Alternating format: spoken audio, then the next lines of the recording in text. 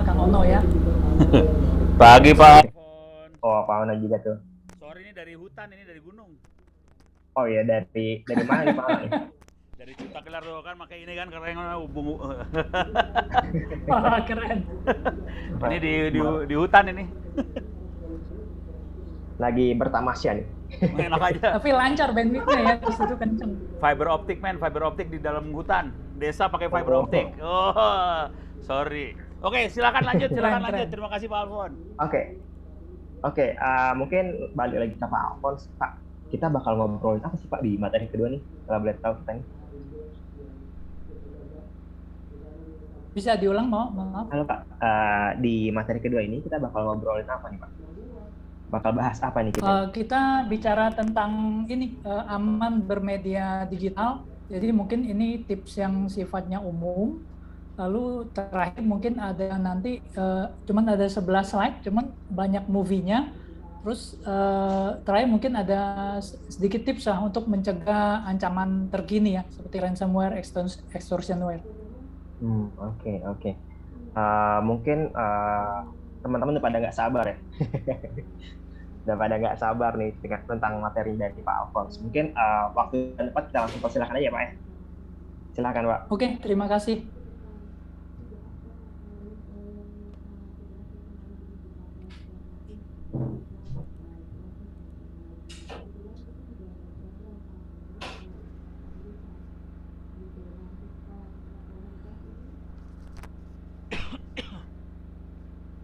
Oke, selamat pagi teman-teman semua. Terima kasih atas kesempatan yang diberikan kepada kami dari Vaksinkom. Terima kasih Kang Ono dan teman-teman semua.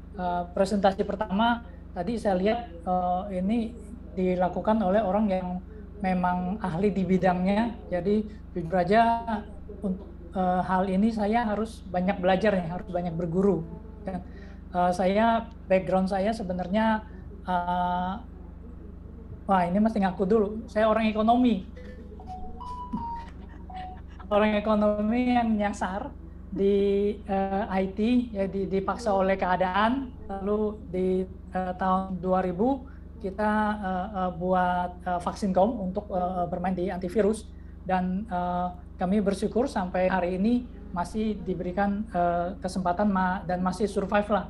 Banyak masalah, banyak antivirusnya tutup, lalu ganti antivirus next generation antivirus, lalu ada pandemi, tapi kita bersyukur sampai hari ini kita masih survive. Hari ini saya ingin membawakan media sebenarnya ini untuk orang awam ya, tentang aman bermedia digital. Jadi prinsip dasar mengamankan aset digital, latar belakangnya apa, dan ini lebih banyak video. Jadi mungkin saya akan percepat saja, nanti kalau memang ada tanya jawab dipersilakan.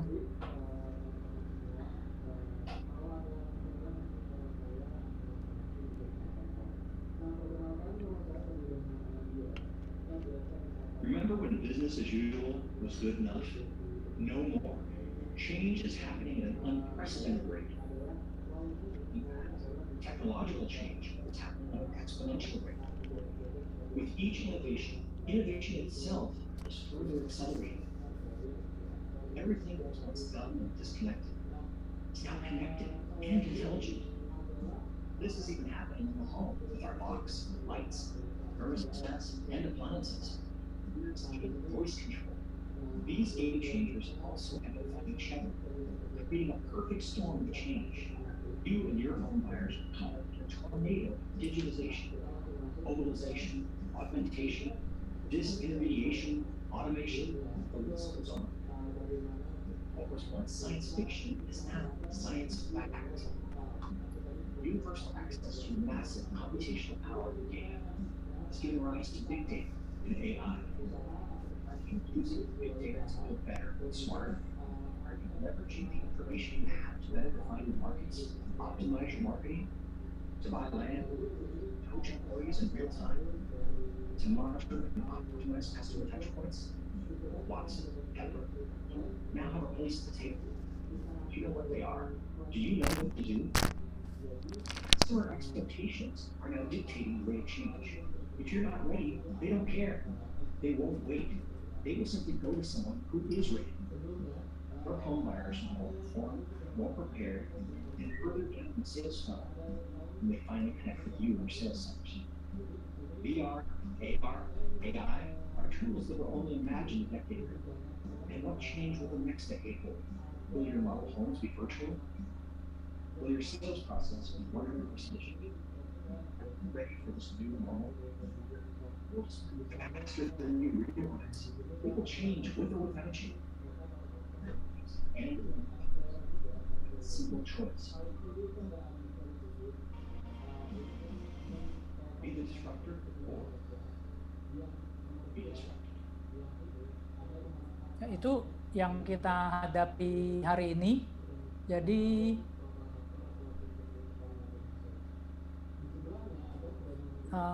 mohon maaf, apakah suaranya sudah cukup jelas? Tadi kayak agak bias sedikit sih Pak. Gitu. Oh oke. Sekarang udah jelas ya? Udah dari mic Bapak sih jelas. Cuman dari videonya aja tadi agak bias. Oh oke, sorry, mohon maaf. Oke, jadi sekarang kita sudah memasuki era digital mau tidak mau, dan ini dipercepat oleh pandemi. Jadi tanpa pandemi pun sebenarnya era digital ini sudah tidak terhindarkan. Tapi pandemi ini membuat era digital ini menjadi dipercepat, dan akibatnya data akan makin besar yang dikelola, dan akan seperti kita ketahui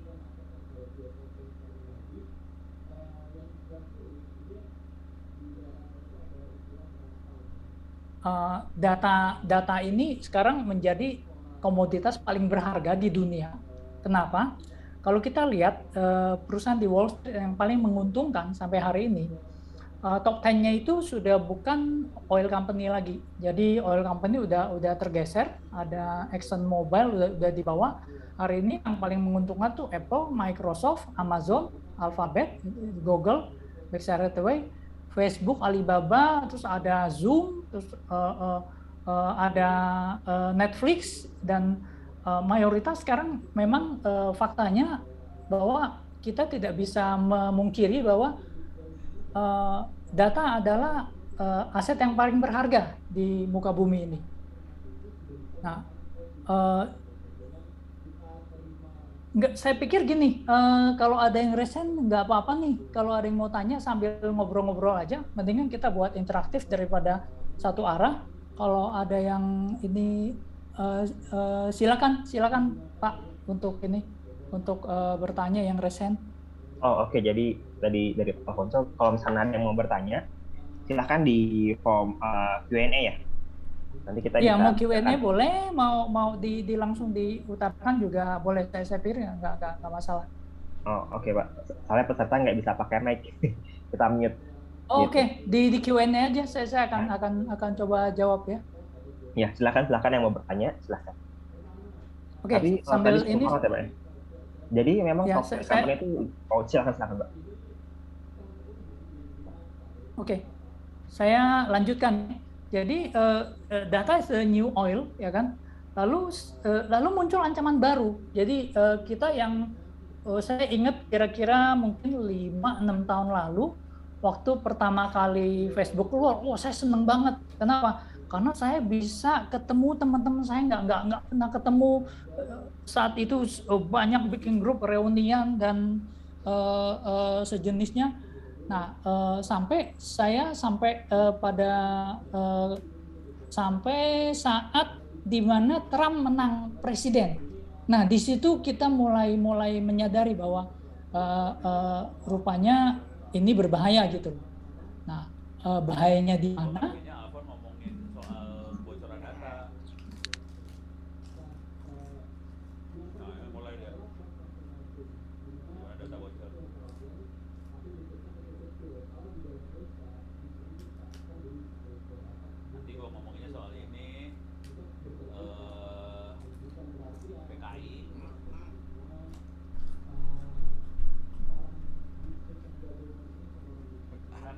Masalah identitas.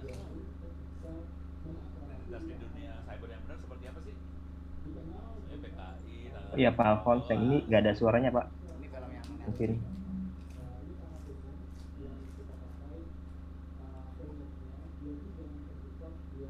Oke, sorry.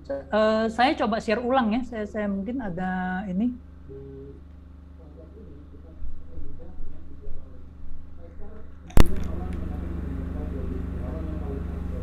Oh iya betul, sorry banget. Mohon maaf, saya belum share soundnya.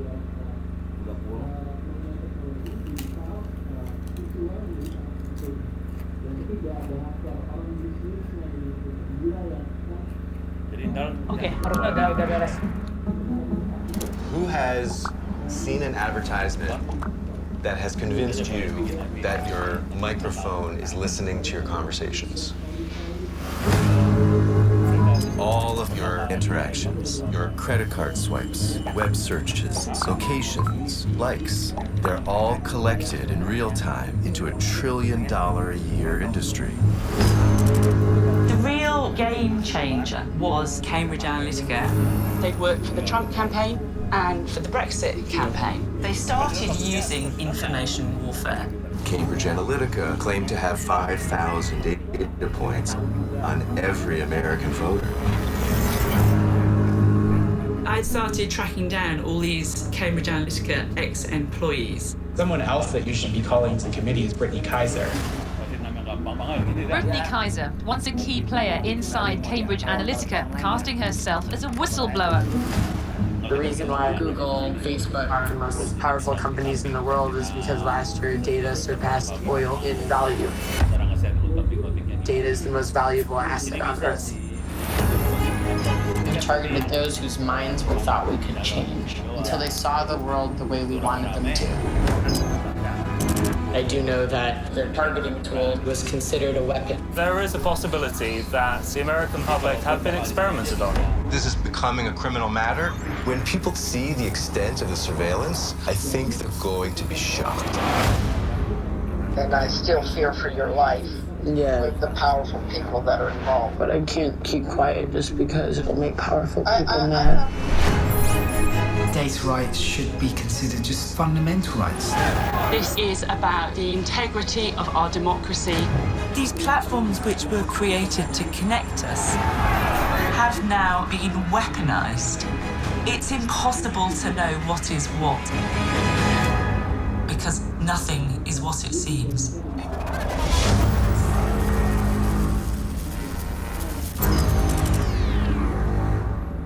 Oke, ini film wajib saya. Jadi ada dua. Yang satu Social Dilemma. Jadi ya karena kita sebagai orang awam untuk belajar sesuatu yang teknikal itu tidak mudah, maka silakan ditonton saja. Judulnya Social Dilemma di Netflix. Lalu ada The Great Hack, itu menceritakan tentang bagaimana the gods of Silicon Valley, pendiri Google, pendiri Facebook, dan pendiri unicorn lainnya, mereka yang pertama kali menyadari value data dan bagaimana data itu bisa menjadi sangat berharga dan bagaimana mereka eksploitasi. Nah, waktu kita dapat, kita kan maunya segala macam gratis. Kita senang dapat Facebook gratis, dapat Twitter gratis, dapat Gmail gratis. Kalau Anda nonton Social Dilemma, Anda akan lihat bahwa sebenarnya di Gmail itu sempat di developernya sempat ngasih tahu ke Sergey Brin bahwa Gmail kita membuat orang terlalu adiktif gitu. Gimana caranya supaya nggak adiktif? Tetapi hal itu dicuekin karena konyol juga kan. Kalau misalnya Gmailnya bagus, ada orang pakai kok, kita bikin malah jelek gitu. Nah itu dilemanya mereka. Dan sampai pada kasusnya Trump menjadi presiden, di mana Cambridge Analytica, di mana saat itu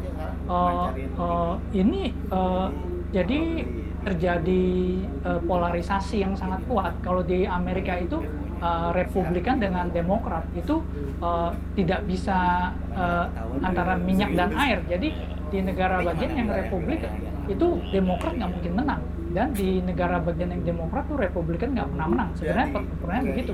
Nah, social dilemma itu waktu pemilihan presiden itu teorinya sebenarnya semua orang yakin Hillary udah menang gitu, karena semua polling, semua hasil polling di media, dan media juga mendukung Hillary. Tetapi si Trump ini dengan dia lihat Republikan dan Demokrat ini sebenarnya berimbang, yang menentukan adalah swing voter gitu.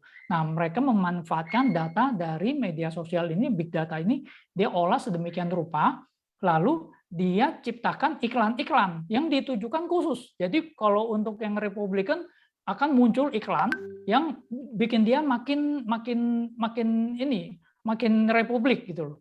Yang Demokrat itu dibikin nggak mungkin disuruh jadi Republik, dibikin supaya meragukan Hillary. Jadi mereka dibikin supaya tidak percaya lagi Hillary tidak dapat dipercaya, kurang tegas atau segala macam, sehingga mereka jadi nggak mau voting gitu. Nah, akibatnya di situ terjadi Trump menang. Itu kasus yang pertama, dan itu banyak terjadi di dunia rupanya. Salah satunya Brexit juga itu ditengarai adalah hasil dari Cambridge Analytica, dan kita juga alami sebenarnya waktu Pilpres kita merasakan sekali polarisasi antara dulu ada cebong, ada kampret dan semuanya. Nah, sebenarnya tanpa kita sadari media sosial ini menimbulkan polarisasi yang luar biasa. Nah, itu yang harus kita perbaiki dan kita sadari.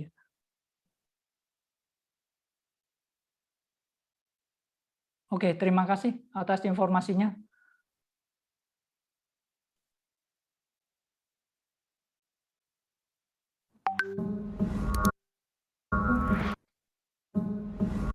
Oke, lalu sehubungan dengan pertumbuhan digital hari ini, kalau kita tahu dulu ada namanya IQ, Intelligent Quotient. Itu waktu kasusnya Iren Harisma dan Dewa Kipas. Jadi sebenarnya IQ itu sesuatu yang tidak bisa disangkal, dalam arti memang jelas ada dan berguna dan nggak mungkin dari langit. Maksudnya gimana? Kalau kita lihat bahwa kalau pecatur dunia, grandmaster dunia, itu IQ-nya harus tinggi. Kalau nggak tinggi, dia tidak akan memiliki kemampuan untuk mengolah informasi sedemikian besar. Nah, jadi waktu kasusnya Iren Harisma dan Dewa Kipas, memang sangat tidak logis gitu loh, bahwa ada orang yang mengklaim bisa mengalahkan grandmaster, ya kan? Dan netizen memang orang awam akan berpikir pikirannya mungkin banyak baca Kopingho atau banyak baca film silat yang memanah burung Raja Wali atau apa gitu dari langit, tahu-tahu bisa pinter gitu. Tetapi kalau Anda tahu prosesnya menjadi satu grandmaster atau master internasional, itu proses panjang. Jadi nggak cuma orang pinter aja, orangnya harus pinter, harus latihan tiap hari. Jadi pinter aja nggak cukup, jenius saya nggak cukup, jenius harus latihan tiap hari gitu loh. Jadi kalau kamu cukup jenius saya, kamu nggak latihan, kamu akan kalah sama orang yang latihan. Nah, jadi IQ itu di situ yang sangat menentukan, pernah ada masanya. Tetapi sesudah era IQ, lalu butuh lagi yang namanya EQ. EQ itu apa? Emotional quotient. Itu rupanya faktanya 2 kali lebih besar berperan menentukan keberhasilan seseorang dibanding IQ. Maksudnya bagaimana? Contoh simpelnya begini, waktu kita SMA, kamu lihat karena saya udah tua, saya bisa ngasih pengalaman ke teman-teman yang mungkin baru kuliah atau ini ya. Jadi waktu SMA, ada banyak teman-teman yang, wah ini pintar sekali, ya juara 1, ranking 1, ranking 2 gitu. Terus ada yang di tengah, ada yang di belakang gitu. Nah, lalu setelah dilihat 10 sampai 20 tahun sesudah saatnya itu, lalu logikanya kan yang ranking 1 itu yang karirnya lebih bagus, hidupnya lebih bagus, dan ekonominya lebih bagus. Tetapi nyatanya itu tidak berbanding lurus gitu loh. Jadi banyak yang di tengah atau di bawah itu malah jadi sukses dibandingkan yang rankingnya bagus atau IQ-nya tinggi. Nah, itu kenapa? Rupanya ada yang namanya EQ, emotional quotient. Nah, Jadi hal-hal itu yang terjadi. Nanti kalau kalian sudah berkeluarga, sudah jalani hidup ini 20-30 tahun, kalian akan tahu bahwa EQ ini benar. Nah, hari ini keluar lagi, ada digital ini, ada DQ, digital quotient. Jadi ada kecerdasan digital. Kecerdasan digital ini tidak main-main. Jadi kelihatannya orang yang tidak gagap digital itu nggak bisa tertipu.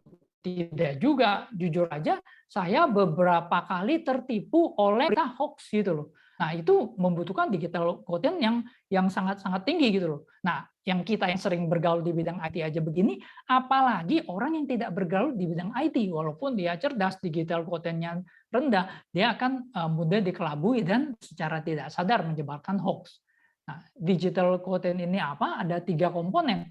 Ada digital citizenship, jadi kamu sebagai warga negara yang digital yang baik. Ada digital creativity, bagaimana kamu bisa memanfaatkan peluang di era digital ini, karena ya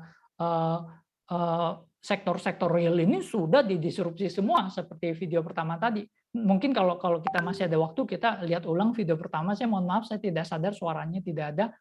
Lalu yang terakhir, yang ketiga adalah digital entrepreneurship. Jadi tiga hal hari ini yang sangat dominan di dalam digital quotient ini.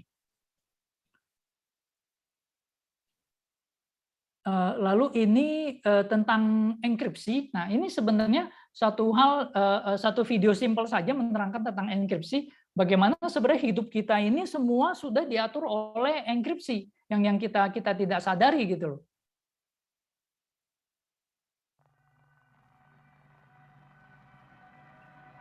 When you send your password to Twitter or your card number to Amazon, how do you make sure strangers don't see it but the person you send it to does? It's called encryption. Put it in a box, add a padlock, only you and the receiver have the key. That's called encryption. So I guess that's pretty clever, but you have to first share the key. What if someone intercepts it to prevent it? We'll use public key cryptography. Here's how it works. I send you an open padlock to which only I have the key. You put your message in the box and close the padlock and then send it right back to me. And if I want to reply, you just have to send me your open padlock too. And as long as we keep our own keys safe, nobody can intrude. But a lock's just a lock, it can always be picked or smashed with a giant hatchet. How do we make it quite hard to break it? Of course we use mathematics. We take a really, really, really long number with hundreds of digits, that's our public key. But to crack it, gotta factor that equation takes computers centuries to complete. I guess it's a pretty good system, except computers get faster every day. And it won't even matter when the people you trust give the key to the NSA. It's called encryption. Put it in a box, add a padlock, only you and the receiver have the key. That's called encryption. Jadi enkripsi itu sudah menjadi hal yang wajib, hal yang mau tidak mau ada dalam hidup kita, bahkan dalam hidup Anda walaupun Anda tidak berhubungan dengan komputer. Jika Anda pegang kartu flash atau e-money, ya itu Anda sudah memanfaatkan enkripsi. Jadi intinya private key, public key, lalu dilindungi, dan itu ada di mana-mana, ada di WhatsApp kita, ada di Telegram waktu kamu akses layanan media sosial. Jadi kita sudah hidup di dunia yang dilindungi dengan enkripsi. Jadi kita tidak mungkin mencegah orang menyadap kita. Jadi karena kita pakai internet ini jalan raya. Jadi apa yang kita kirimkan dan kita terima itu akan bisa disadap oleh orang. Yang bisa kita cegah adalah mereka tidak bisa melihat isi informasi yang kita berikan. Nah, caranya adalah ya enkripsi ini. Jadi enkripsi ini harus kuat dan setiap saat selalu diperbarui. Kira-kira itu yang terjadi hari ini. Nah, lalu ini nanti terakhir aja, call paman one time. Bagaimana cara mengamankan diri bagi personal. Jadi call paman one time itu Truecaller, paman password manager, one time itu one time password. Nah, lalu saya harus sedikit on the track juga. Jadi senjata peretas untuk masuk ke dalam satu database dan bagaimana mereka bisa mengambil datanya lalu dijual di red forum atau di tempat lain. Senjata utamanya adalah eksploitasi celah keamanan itu. Jadi celah keamanan itu adalah vulnerability atau kesalahan coding. Dan kenapa ada kesalahan coding? Jadi kita perlu runut ke belakang. Jadi manusia berkomunikasi dengan hardware itu butuh software. Jadi software itu sebenarnya perantara antara manusia dengan hardware. Yang manusia bahasa manusia, hardware bahasa mesin 1001. Jadi manusia nggak bisa bahasa hardware-nya, hardware nggak bisa bahasa manusia, maka perlu perantara namanya software. Nah, software itu yang menerjemahkan. Kita klik gambar print di MS Word, lalu dia tahu, oh aku mesti nge-print ini yang halaman yang segini kemana, kirim ke printer, lalu hardware-nya akan menjalankan. Jadi itu software itu yang menjadi perantara. Nah, software itu buatan manusia. Semua software buatan manusia, tidak ada yang bukan buatan manusia. Dan sifat dasar manusia itu adalah apa? Tidak sempurna. Jadi akibatnya apa? Akibatnya ciptanya tidak sempurna. Nah, kalau tidak sempurna artinya memiliki celah keamanan. Nah, ini yang akan selalu muncul. Jadi tidak ada satupun software di dunia ini yang tidak memiliki celah keamanan. Kenapa? Karena semua ciptaan manusia. Itu yang perlu kita sadari. Nah, jadi kita bisa melihat daftar celah keamanan itu ke salah satunya ke www.securityfocus.com. Di sana Anda bisa lihat tiap hari selalu ada muncul celah keamanan dari berbagai macam platform, baik yang paling aman maupun yang dianggap tidak aman. Nah, lalu bagaimana si peretas itu memasuk ke korbannya? Sebenarnya bisa pakai cara dia pakai scanning segala macam. Cuman sebenarnya kalau orang yang melakukan scanning secara langsung sebenarnya dapat dikatakan kurang pintar lah. Saya nggak berani bilang bodoh, ya kan? Kurang pintar, kurang smart. Kenapa? Karena banyak sarana yang bisa dia gunakan untuk bisa scanning tanpa dia terdeteksi. Nah, salah satunya Shodan. Jadi ini yang digunakan. Jadi pertama dia cari dulu security focus, ada celah keamanan apa, ya kan? Lalu apa yang mau diincar, lalu dia cari dulu exploit-nya. Oh, untuk celah keamanan ini exploit-nya seperti ini. Lalu dia bagian cari siapa aja yang pengen ini. Shodan, kalau orang jago Shodan ini kayak Google, tapi khusus untuk semua perangkat keras dicari dan dia bisa cari. Di Indonesia pakai MSQL, yang ini, yang pakai remote networking kemana bisa dicari. Kira-kira seperti itu caranya. Lalu kalau ketemu, nah sekarang yang hari ini paling banyak diserang adalah remote admin. Karena itu bagi Anda yang sebagai administrator harap Anda sadari bahwa kalau bisa udah remote admin jangan pakai deh gitu loh. Kalau boleh saya sarankan. Tetapi kalau memang nggak mau pakai, nanti kita di slide terakhir ada cara mengamankannya. Dan dia salah satu brute force, dia bisa pakai orang, tapi biasanya umumnya sih dia pakai eksploitasi celah keamanan. Kalau pakai brute force kita gampang untuk mencegahnya ya. Nah, bagaimana mencegah peretasannya? Ya, pertama yang tadi, karena selalu ada celah keamanan harus disiplin update patch. Celah keamanan selalu muncul setiap hari. Jadi itu sebabnya kita bilang security is a process. Jadi kamu tidak bisa membeli security. Hari ini bisa, tapi besok kamu nggak aman lagi. Nah, ini yang poin kedua, yang menjelaskan mengapa banyak terjadi peretasan pada lembaga-lembaga pemerintah. Karena penanganan IT-nya kebanyakan dalam bentuk proyek. Dan security is a process. Project cannot solve security kecuali proyek kamu jangka panjang, tapi umumnya kalau proyeknya selesai udah selesai, nggak di-maintain lagi. Itulah sebabnya banyak celah, banyak yang data yang bocor. Lalu bagaimana kita bisa mengamankan server remote? Satu, batasi IP-nya. Kedua, pakai VPN. Tiga, pakai maximum password attempt. Jadi misalnya salah password sekali, oke, 5 menit. Salah 2 kali, 50 menit. Salah 3 kali, 500 menit. Nah, itu akan sangat mempersulit untuk orang melakukan brute force. Lalu yang keempat, kita bisa pakai two-factor authentication. Jadi, walaupun username dan password-nya bocor, tanpa mengetahui one-time password atau two-factor authentication-nya, nggak bisa masuk server itu. Kira-kira seperti itu kalau Anda terpaksa mesti punya server remote. Nah, terus perkembangan kira-kira 3 tahun terakhir itu ada ransomware. Jadi ransomware itu apa? Ransomware ini adalah malware atau virus yang dia memanfaatkan yang tadi, enkripsi.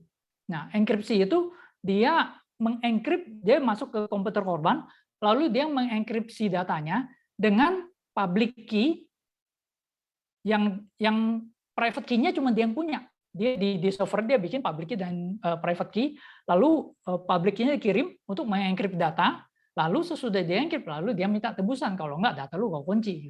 Nah, ransomware ini ngatasinya gampang. Kenapa? Ngatasinya ya kita backup aja, backup dan dipisah. Jadi jangan backup terus backupnya taruh di server yang sama, kalau kena ransomware dihajar semua.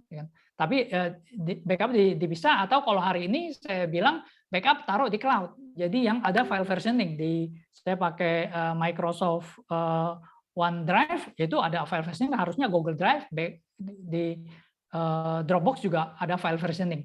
Itu bisa kita cegah, dan kami juga punya teknologi yang bisa tanpa membutuhkan memakan hard drive.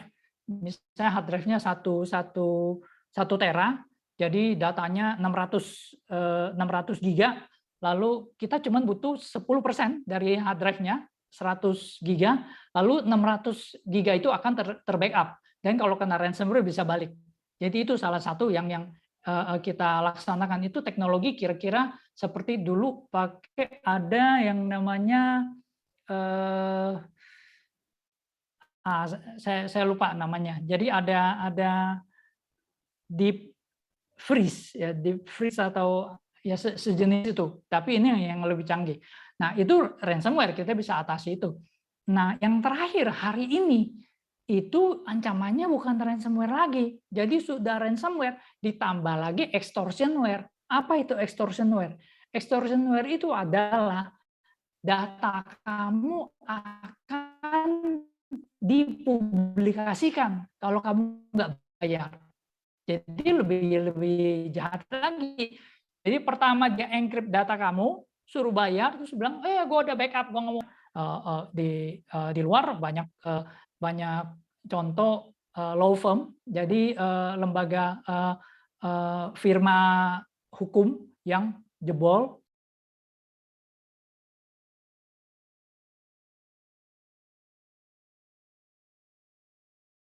Recording in progress. Itu sebenarnya berhubungan dengan data extortionware yang bocor dari salah satu law firm yang ngurusin kasus dia. Harusnya data itu rahasia, tapi karena bocor, mereka ambil, terus mereka peres law firm-nya. Lu mau nggak bayar? Bayarnya gila-gilaan miliaran. Law firm-nya nggak mau, dia sebarin informasinya. Nah, cuman Lady Gaga mungkin udah kasih tahu law firm-nya, oh kamu bakal sebarin nih, kamu waktu kecil, waktu itu pernah diperkosa, daripada disebarin oleh si extortion, Lady Gaga terpaksa mengumumkan gitu loh. Dan itu kira-kira hal-hal yang terjadi hari ini yang perlu kita perhatikan. Kira-kira itu mungkin apakah saya perlu jalankan lagi video yang pertama atau kita lanjut aja dengan tanya jawab? Boleh nih Pak, ini udah ada beberapa pertanyaan nih Pak. Ada pertama dari Pak Bayu. Izin Pak, apa yang membuat data sekarang dikatakan sebagai sumber daya baru? Mengapa data sekarang itu tuh selalu ibaratkan lebih berharga daripada minyak?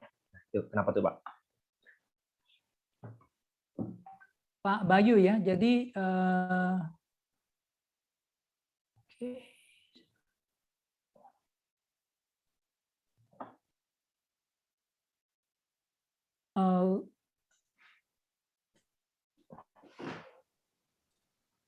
apa yang membuat data sekarang dikatakan sebagai sumber daya baru? Data itu selalu diibaratkan lebih berharga daripada minyak. Oke, jadi begini. Data itu di tangan orang yang tidak mengerti, termasuk saya, itu menjadi hal yang biasa-biasa saja dan tidak berguna. Saya kasih contoh. Contohnya begini. Kita pasti pernah dapat email yang, "Hello, Alphonse, saya tahu password kamu adalah ini, waktu itu Konekin 03 gitu, password saya.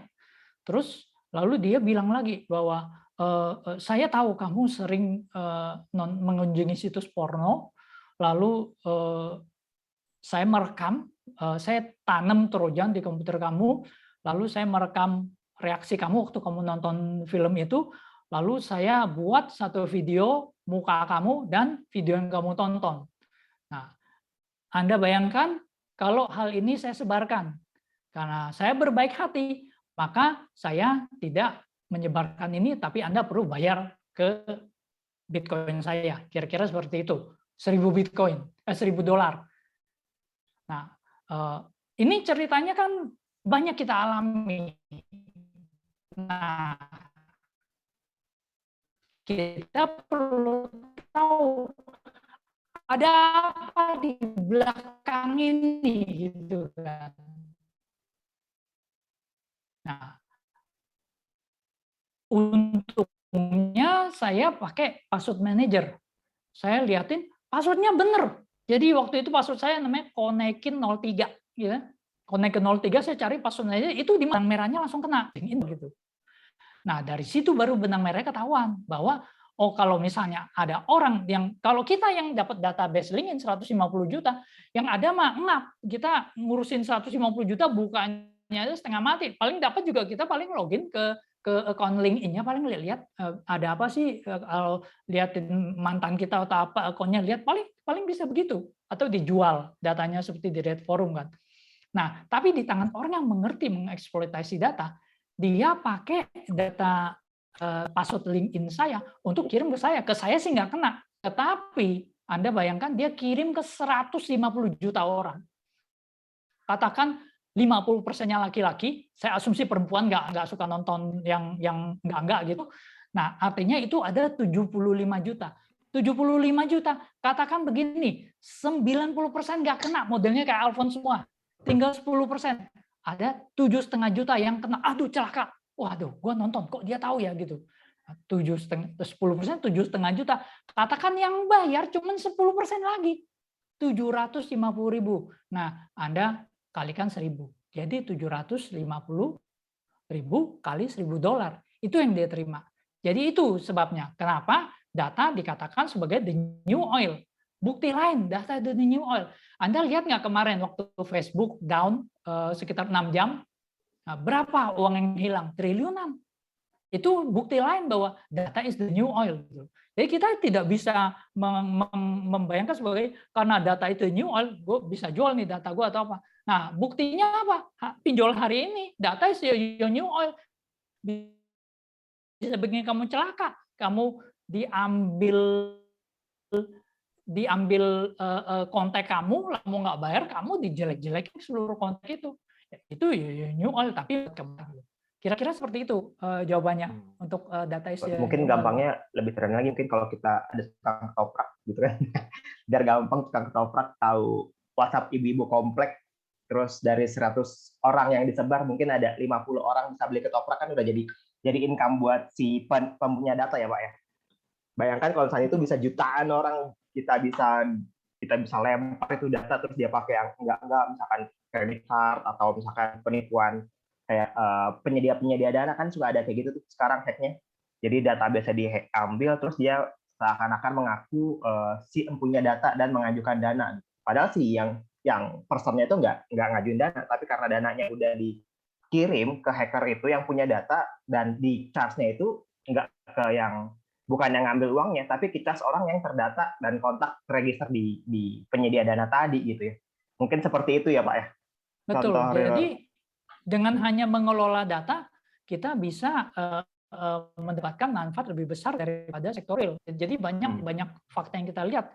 Digital bank, si Bank Jago hari ini, dia padahal belum ini udah ngalahin BNI dari kapitalisasi marketnya. Terus kita lihat unicorn Indonesia kerjanya cuma ngolah data gitu loh. Dan mereka bisa dapat valuasi sedemikian besar, itu tidak bukan gelembung, itu fakta, dan mereka memang butuh mengolah data dengan baik, dan itu memang tidak bisa disangkal itu the new oil. Oke. Oke, mungkin kita bisa lanjut ke pertanyaan kedua nih Pak. Selamat pagi Pak, apakah ada antivirus yang bisa decrypt ransomware? Karena banyak data-data perusahaan yang terinfeksi dan belum bisa dikembalikan. Bagaimana caranya mengembalikan data yang terinfeksi? Apakah memang benar harus memerlukan biaya sesuai yang tertulis di file ransomware itu Pak? Oke, Pak Hendra. Jadi kita perlu mengetahui cara kerja ransomware. Jadi ransomware itu pada awalnya waktu pertama-tama muncul itu bohong-bohongan. Jadi kayak waktu kita ngurus virus di tahun 2010 itu ada banyak program yang dia nge-hidden file. Kalau cuma nge-hidden file kita bisa tinggal trip apa kita unhide lah istilahnya. Lalu muncul gelombang yang mengancam, dia nggak nge-encrypt, dia bilang nge-encrypt atau ngaku dari FBI, itu juga kita bisa lewati. Lalu ada CryptoLocker. Nah, CryptoLocker itu mulai benar-benar nge-encrypt. Dan kita jujur aja nggak bisa. Kenapa? Kenapa kita nggak bisa decrypt file yang di-encrypt oleh ransomware? Karena teknologi enkripsi yang digunakan itu teknologi open source yang sama dengan teknologi yang digunakan oleh situs-situs penting, oleh situs perbankan. Jadi kalau misalnya ada orang datang ke kami hari ini ransomware, Pak, saya kena ransomware nih, tolong dibantu ya, bisa nggak? Jadi bukannya kami nggak mau bantu, jujur aja, kami nggak bisa. Bukan cuma kami nggak bisa, di dunia ini nggak ada yang bisa. Ya, dengan kasus tertentu, kecuali kamu NSA, terus apa, bisa ngebobol itu lain cerita. Di dunia ini nggak ada yang bisa. Siapa yang bisa? Yang bisa cuman yang punya kuncinya. Lalu kenapa nggak bisa? Nah, kalau bisa artinya WhatsApp saya, kamu pemerintah bisa intip dong. Kalau bisa artinya enkripsi itu bisa dipecahkan, artinya waktu saya ngecek email atau ke Facebook atau kemana, pemerintah bisa lihat dong. Nah, kenyataannya kamu bisa lihat bahwa pemerintah bahkan menekan WhatsApp untuk membuka informasinya gitu. Jadi memang faktanya itu enkripsi itu sangat kuat dan tidak bisa dipecahkan. Kasus-kasus sebelum ini ada. Kalau kita bisa dekripsi itu, kalau servernya kita bisa ambil. Jadi waktu sesudah CryptoLocker jalan beberapa tahun, banyak kasus yang antivirus ini berusaha mendeteksi servernya di mana, lalu orangnya tangkap, servernya diambil, nah di situ ada private key-nya semua, disebarin secara gratis gitu.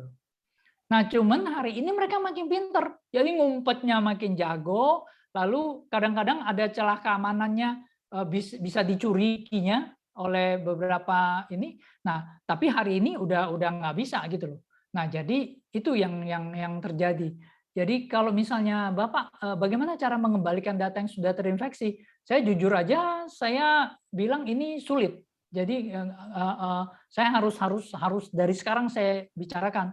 Sulit kecuali Bapak sudah backup atau Bapak pakai ransom protect. Jadi ransom protect itu sekalipun dia encrypt, dia akan bisa balik lagi. Nah, lalu jadi solusinya lebih ke backup dan restore data ya, secara berkala ya Pak ya.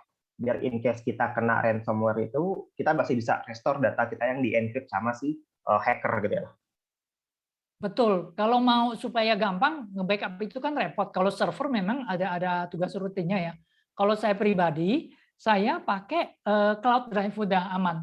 Cloud drive-nya tolong pastikan aktifkan yang namanya file versioning.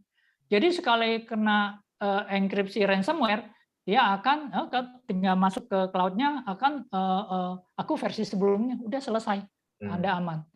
Nah, cuman masalahnya, kalau Anda perusahaan besar, punya informasi rahasia yang nggak bisa disebarkan, kamu nggak bayar, oke, tapi dia sebarin, celaka, itu yang extortionware. Kayaknya saya sempat dapat info tuh ada server khusus yang buat ngurusin backup data company secara besar ya. Iya, betul. Terus ada lagi tuh Pak pertanyaan Pak dari Pak Wawan Wiratmaja, pengetahuan narasumber, apa perilaku pemerintah dan badan milik negara terkait penanganan data yang dikelola atau ditangani sudah memenuhi prosedur keamanan yang memadai. Nah, gimana tuh Pak? Apakah sudah sesuai prosedur atau gimana? Ya kalau kita lihat dari kalau kita lihat dari kasus-kasus kebocoran data yang banyak terjadi, mayoritas masih di badan-badan milik negara ya.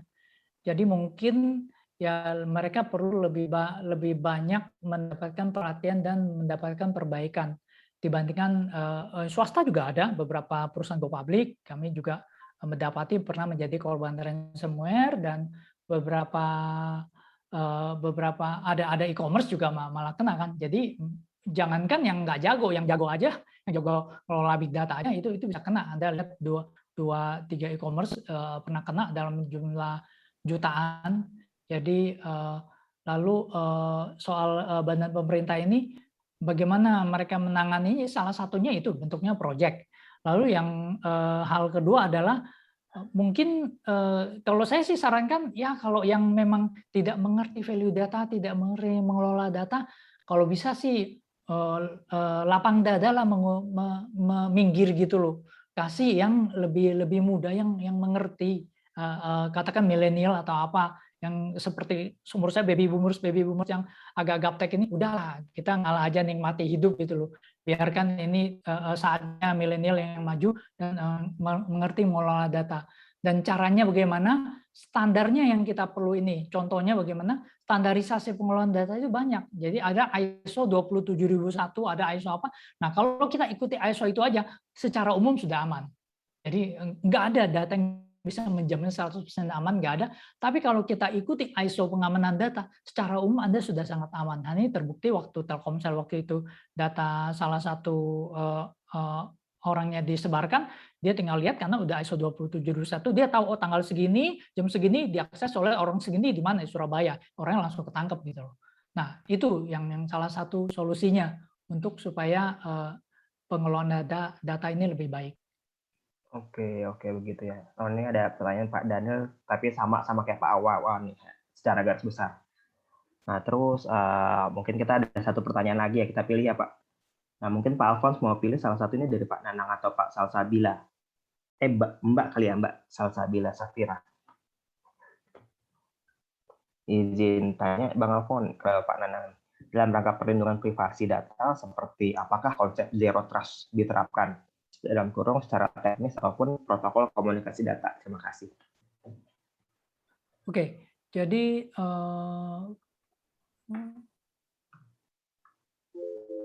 nah ini memang kita berada dalam situasi dilematis yang jawabnya nih susah. Kenapa? Karena kalau misalnya email saya bisa ganti, HP saya bisa ganti.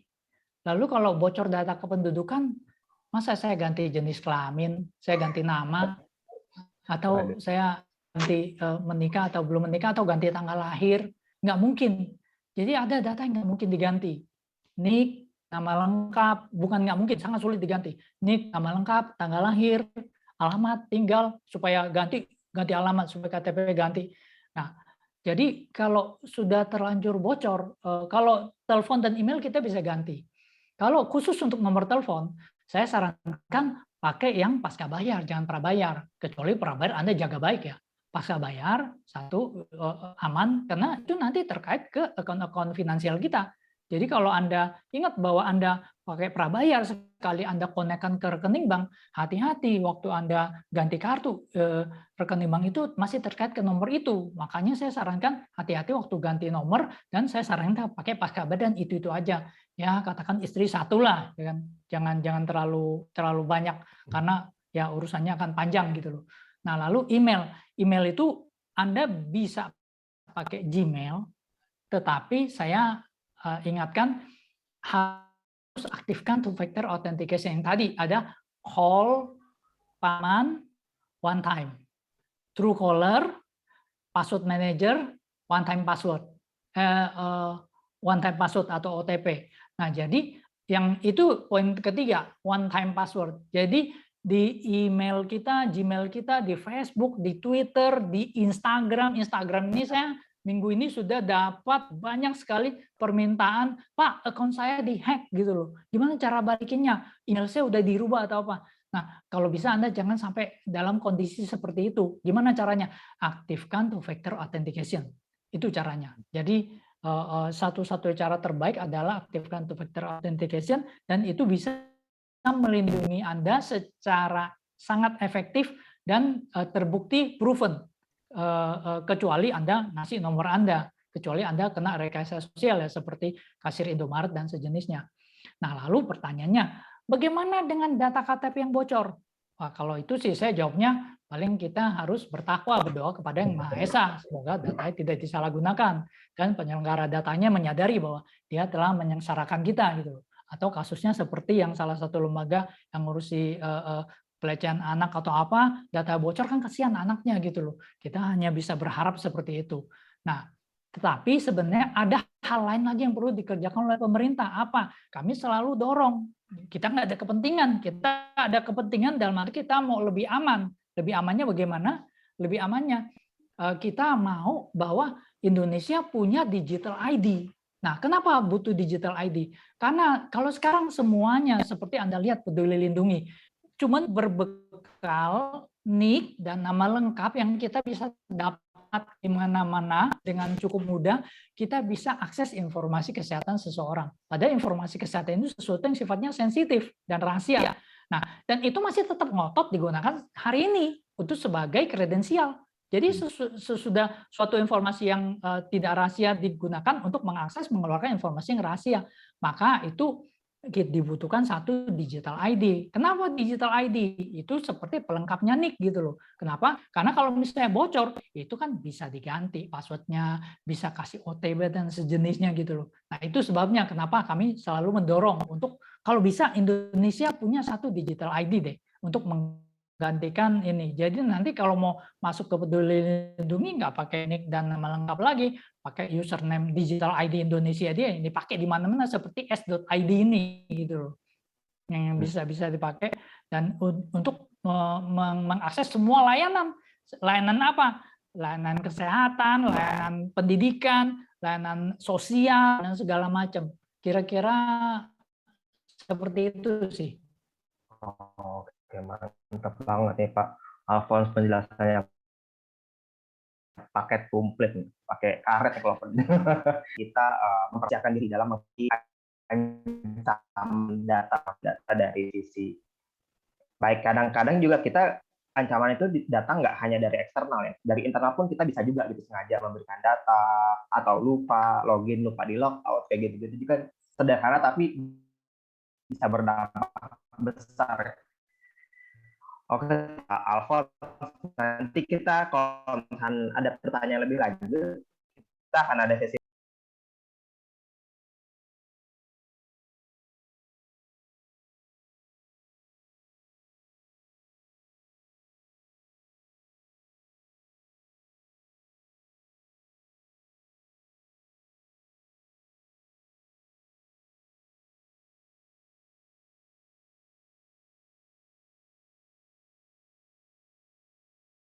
Recording in progress. Center, ada Pandi dan juga dari Linksys gitu. Dan nanti di akhir acara kita akan ada door prize.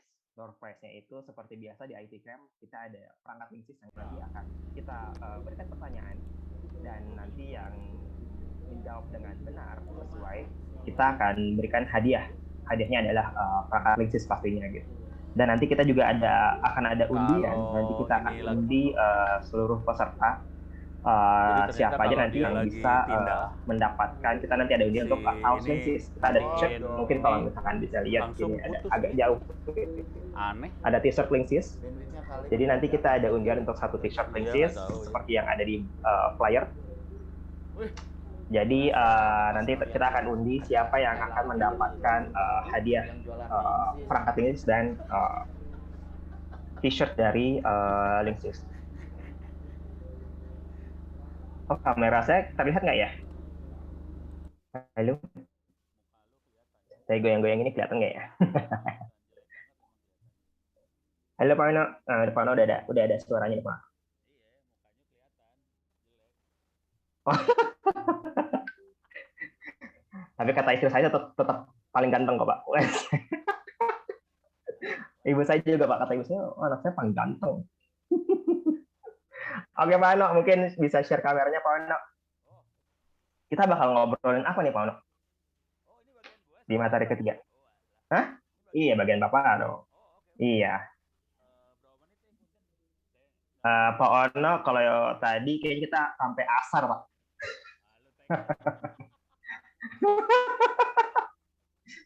Oke, Pak Ono. Mungkin waktu dan tempat kita persilahkan ya, Pak Ono.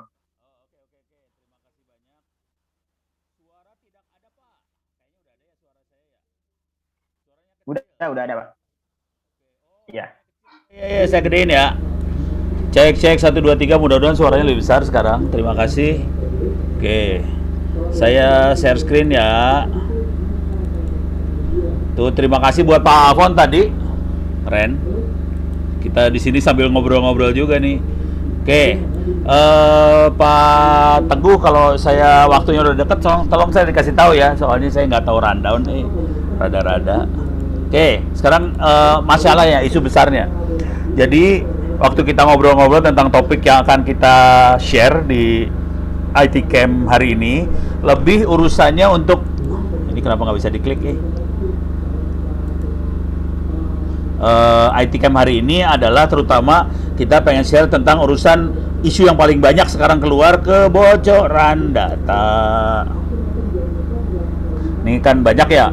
Ada data yang sekian juta bocor. Ini kenapa nggak bisa di enter? Oke. Ini ada 6 kasus data pribadi, ribuan data KPI bocor. Ini bocor, itu bocor. Alas ya, pusing kepala. Menkominfo tidak ada kebocoran data di aplikasi seru dah pokoknya. Oke, jadi masalahnya ini. Oke. Jadi urusan kebocoran data. Sekarang kita lihat. Ini kebocoran yang lucu-lucu ya, data breach ini kebocorannya kayak gimana? Kenapa bisa data bocor segala macam? Oke. Di satu sisi kalau itu berbentuknya server, berbentuknya corporate, kemungkinan besar mereka akan berusaha supaya tidak ada kebocoran data tadi. Oke. Kalau bentuknya server, corporate dan sebagainya. Kalau dia berbentuk bukan server, kita lihat ya, iktp. Oke, kita lihat gambarnya sekarang. Gambar iktp. Ya sudah. Your internet connection is unstable. Aduh, punten. Ini lagi di tengah hutan saya. Oke. Itu iktp. Sambil ngedownload, saya akan buka tab baru lagi. Masuk Google, coba kita sambil download kartu keluarga. Oke, sambil ngedownload, saya akan cari lagi kartu anggota TNI. Sambil enter, download. Coba kita lihat gambar-gambarnya. Oke, nih KTP, kartu keluarga lagi di-download, kartu anggota TNI lagi di-download. Tapi poinnya adalah aduh, perlu penuh dengan kesabaran ya, tengah hutan teh rupanya. Saya ternyata sudah jadi orang kota sekarang, parah pisan. Nih bayangin KTP orang bisa kayak gini ditaruhnya. Kacau pisan ban, KTP-nya ditaruh seperti itu. Oke, jadi data-datanya bisa diambil. Belum lagi kalau kita contoh yang sertifikat inilah, sertifikat vaksin. Gambar. Ini kartu anggota TNI. Gambar. Coba kita lihat gambarnya ya. Jadi kita bisa dapetin nih pola-pola gambarnya seperti apa, cara bikin kartu keluarga gimana, kartu TNI gimana. Ya udah, kita bisa jadi orang lain sih sebenarnya. Intinya sesederhana ini. Jadi kalimatnya adalah kalau pengen jadi orang lain, googling tentang identitas orang lain tadi, udah gitu kita bisa bikin kertas atau dokumen yang kayak orang lain tadi punya, ya kita bisa jadi orang lain, kira-kira kayak gitu. Dan yang mengerikan adalah kadang-kadang kita bisa masuk ke Play Store, google.com. Oke. Kita bisa nyari juga iktp di sini. iktp. Oops, sorry.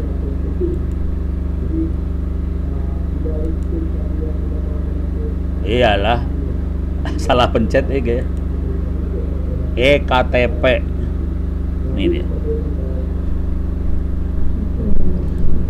Ini sertifikat vaksin bisa kadang-kadang orang dengan bangganya naruh sertifikat vaksin ini dan akhirnya kita bisa nih kayak gini ya.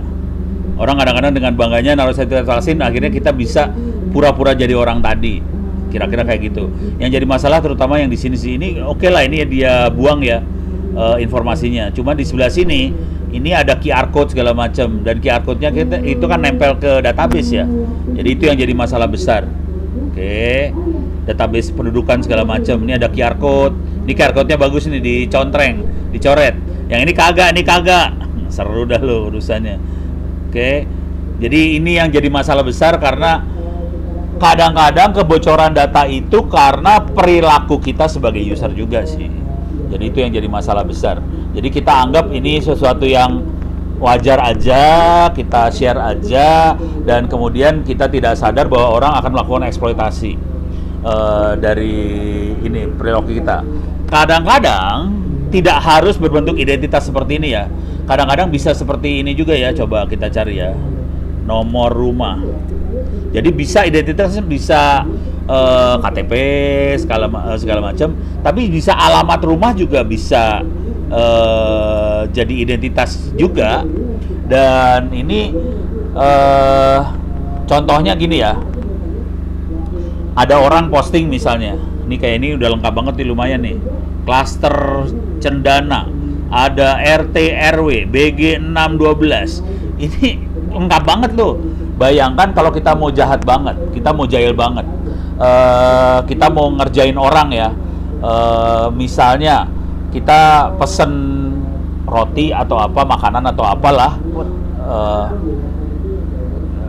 ini suara saya masuk kan ya, aman ya? Saya nggak bisa baca chatting soalnya, chattingnya nggak bisa kebaca ya. Jelas Pak. Jelas ya. Oke, ini sambil ngasih lihat skenario jahatnya ya. Nah ini kayak gini, kompleks Danamon C813 RT 006 RW 10 Kelurahan Jatisari apa segala macam.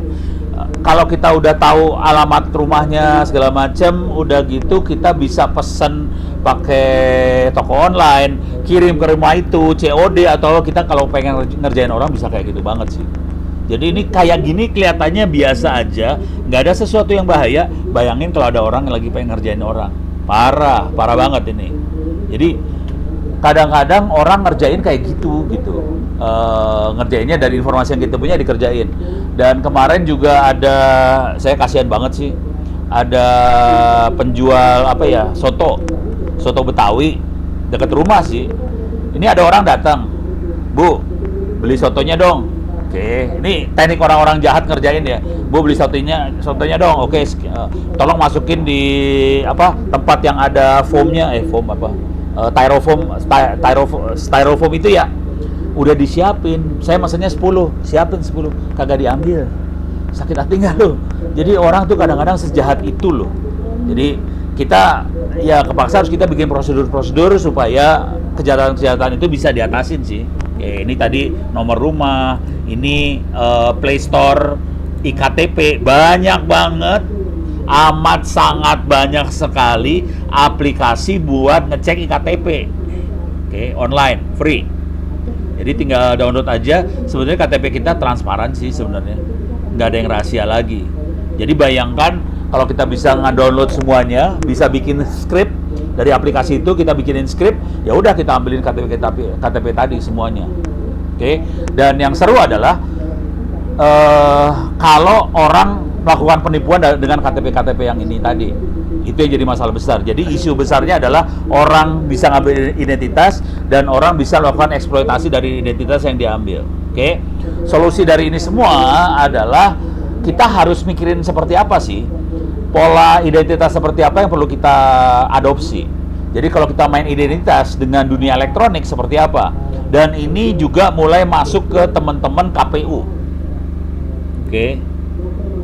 KPU, Komite Pemilihan Umum, mereka sudah mulai contoh sederhana di KPU kira-kira gini. Ini KPU ya. Contoh sederhana di KPU aja ya. Kita nyoblos. Nanti ada panitianya kan, ada panitia yang tempat pencoblosan tadi, dia akan kirim data dari tempat nyoblos ke KPU. Pertanyaannya, bagaimana KPU tahu bahwa orangnya adalah orang yang benar yang ini? Contoh yang lain di urusan coblos-mencoblos tadi, ada saksi. Saksi itu biasanya dari partai. Dan yang menyebalkan dari proses saksi partai tadi adalah partai biasanya nunjuk saksinya H-1. Jadi 1 hari 24 jam sebelum proses pencoblosan dilakukan. Bagaimana mengidentifikasi, memastikan bahwa orang ini adalah orang yang benar dalam waktu kurang dari 24 jam. Stres loh urusannya. Jadi ini urusannya stres semua nih ya. Oke. Jadi urusannya stres banget nih. Urusan per KPU-an ini stres. Oke. Dan teman-teman KPU kepaksa harus mulai ngembangin teknik identitas seperti apa yang bisa dipakai supaya yang mengirim data coblosan tadi dari TPS tadi benar-benar orang yang sah dan nanti sudah diautentikasi sama sekian banyak saksi. Nah, jadi pusing kepala nih. Dan ini harus dilakukan tahun 2022 misalnya besok. 2022 salah bukan 2024 ya, maaf. Jadi kita cuma punya waktu setahun 2 tahun untuk ngembangin semua prosedur, aplikasi dan sebagainya. Jadi isu yang besarnya adalah masalah autentikasi. Satu, autentikasi. Yang kedua, kalau sampai data itu sampai dikirim ada perubahan di jalan, sistem harus tahu bahwa data itu berubah di jalan. Oke. Jadi kalau ada perubahan dia harus tahu. Kalau ada autentikasi ini yang ngirim data ono bener atau ono bohongan, tukang coblos bener atau bohong, itu harus tahu juga. Terus kalau sampai ada apa-apa, ini semua bukti-bukti yang secara elektronik dikirim sama dari orang dari lapangan bisa dibawa ke pengadilan dan sah secara hukum di pengadilan. Itu jadi berabe banget. Bayangkan ini buktinya elektronik, ini buktinya scanan. Kalau tahu yang namanya di KPU itu nanti yang akan dikirim adalah foto C1 pokoknya hasil perhitungan itu difoto dikirim. Ya kan kita tahu semua ya. Foto kan bisa kita edit ya. Oh ini minta maaf ya, ini mungkin ribut, ada genset, ada orang. Ini ada banyak acara nih, pusing saya kepala juga. Jadi minta maaf kalau suaranya agak ribut ya. Jadi bayangkan kalau kita ngirim bukti secara elektronik, kirim ke KPU, udah gitu kita tahu bahwa bukti itu bisa diedit sama orang di tengah jalan. Kacau ceritanya semua. Jadi isu yang besarnya kira-kira seperti itu. Beres ya, udah kebayang ya. Solusinya seperti apa? Nah ini saya nggak akan ngebahas soal audit cybersecurity kayak gimana, kayak tadi dijelasin yang pembicara sebelumnya ya. Saya nggak akan ke arah sana, saya lebih ke arah undang-undang ITE. ITE buat transaksi elektronik. Jadi undang-undang ITE itu dibuat sama Republik ini, ditandatangan, dan ini dibikinnya tahun 2016. 2008 yang awal. Yang pertama kali 2008, kemudian diperbaharui lagi 2016. Di undang-undang ini sebetulnya dijelaskan bagaimana cara bikin identitas elektronik yang benar. Dijelaskan juga bagaimana caranya supaya kita bisa tahu bahwa ini benar atau bohong, datanya berubah atau enggak, ini datanya sah atau enggak, semuanya dijelaskan sih sebenarnya. Cuman kita harus ngerti aja. Jadi kesempatan sini saya akan fokusin ke situ ya. Bagaimana urusan ini semua. Jadi urusan ini di Undang-Undang ITE namanya PKI. Bukan Partai Komunis Indonesia, men. PKI teh naonnya? Public Key. Public lagi salah. Public Key Infrastructure. Jadi ini makhluknya. Infrastruktur kunci publik. Oke, di sini bisa dilihat nggak ya? Di sini kita bisa mendefinisikan identitas seseorang, segala macam. Oke, supaya ini lemot internetnya, jadi saya akan lari ke slide. Mudah-mudahan slide-nya harusnya sih ada di bagian download ini sih. Ini dia. Salah. Ini dia. Oke. Nanti saya akan coba praktekin juga dikit ya. Mudah-mudahan bisa. Ini dia slide-nya. Oke. Saya akan loncat. Lagi seru di atas, sorry. Ada keseruan di atas. Ini dia. Oke. Jadi tentang Public Key Infrastructure sama Certificate Authority, slide ini awalnya dibikin sama Pak Arianto Mukti Ariwibowo, almarhum. Beliau adalah dosen di Universitas Indonesia dan beliau adalah yang menjadi arsitek dari Undang-Undang ITE.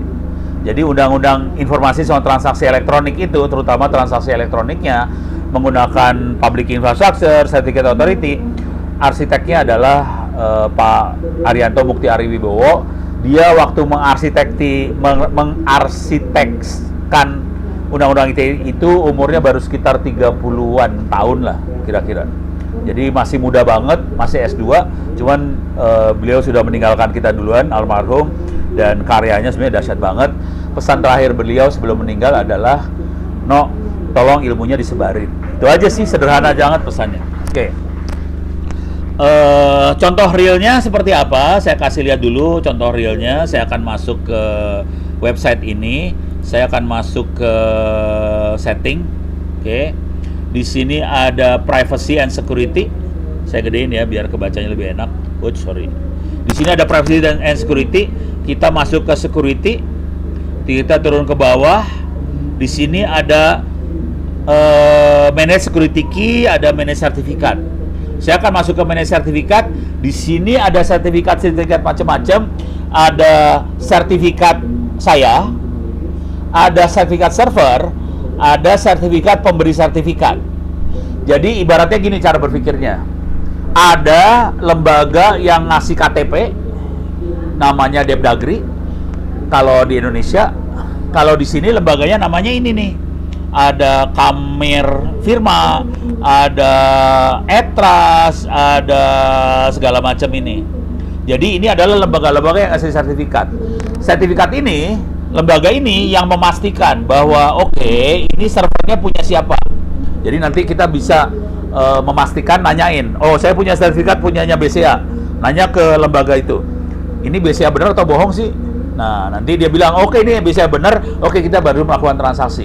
Jadi pola identitasnya kita pakai yang namanya Public Key Infrastructure. Oke. Nah, hal ini juga bisa terjadi sama manusia, orang. Nanti kita bisa bikin sertifikat itu dan kita bisa melakukan transaksi ini. Oke. Jadi ini bentuknya yang ada di apa sih namanya? Di browser. Jadi ada lembaganya yang ngasih sertifikat, ada identitas server, ada sertifikat. Ini kalau kita pakai browser. Teknik yang sama, teknologi yang sama, dan sebenarnya back-end-nya sama sih. Back-end-nya sama persis. Kita bisa lihat juga di email. Ini saya kasih lihat hasil akhirnya dulu ya, sebelum saya masuk ke ininya. Sebelum saya masuk ke makhluknya seperti apa. Ini saya masuk ke email. Oke. Nah, di sini bisa digedein kagak ya? Oh, nggak bisa. Saya butuh ngelihat yang mudah-mudahan kelihatan ya di atas ini. Ini email-email saya. Kalau saya nulis email, write email, oke. Di sini ada security nih. Oh, sorry, ini emailnya saya pakai Thunderbird ya. Jadi email saya pakai Thunderbird. Di Thunderbird ada fasilitas untuk security segala macam. Sudah ada built-in. Thunderbird yang lama nggak ada. Thunderbird yang baru sudah ada fasilitas security. Jadi di sini kita tinggal aktifin aja. Saya pengen ngasih tahu KTP saya ke lawan bicara. Caranya attach my security. Jadi nanti di attach. Ini sorry. Tutup. Jadi cuma gini aja, klik secure. Oh, sorry. Saya harus kirim email dulu. Saya emailnya ke ono@security.id. Oke. Nah, ini baru beres urusannya. Ini dia oke. Nah, di sini saya pilih menu security attach my public key. Ini maksudnya adalah saya akan ngasih KTP saya ke ono@security. Ini KTP saya. Kalau saya pengen encrypt, tinggal di sini aja ditambahin required encryption. Jadi komunikasi antara Ono sama Ono Security sama ITTS nggak bisa dibuka sama yang lain. Supaya bisa ngeliatin bedanya antara dua makhluk ini, saya akan ngirim juga ke ono@indonet.id. Tapi ini secara teknologi sama persis ya. Antara ini sama yang di browser sama, teknologinya sama persis. Nanti kita bisa pakai juga di SSH sama. Yang dipakai juga di KPU sama. Jadi semua teknologi ini adalah teknologi identitas yang dipakai di ITE, Undang-Undang Transaksi Elektronik, itu pakainya yang ini. Oke. Jadi saya berusaha pengen kenalin ke Anda semua bahwa yang namanya identitas di dunia IT itu ada teknologinya, dan ini ada di Undang-Undang ITE, dan saya pengen ngasih lihat demonya aja sekarang. Makhluknya seperti apa? Nanti kalau udah selesai saya kasih lihat juga filosofi di balik itu semua ya, dengan cepat ya. Oke, ini saya akan ngirim ke dua orang. Ono biar seru, saya kirim juga ke Ono ITTS lah. Jadi saya punya 3 email. Ono@security, Ono Indonet, Ono ITTS. Ini tulisannya tes percobaan enkripsi. Jadi emailnya akan di-encrypt ya. Jadi caranya cuma gini doang cara enkripsinya. Ini encrypt.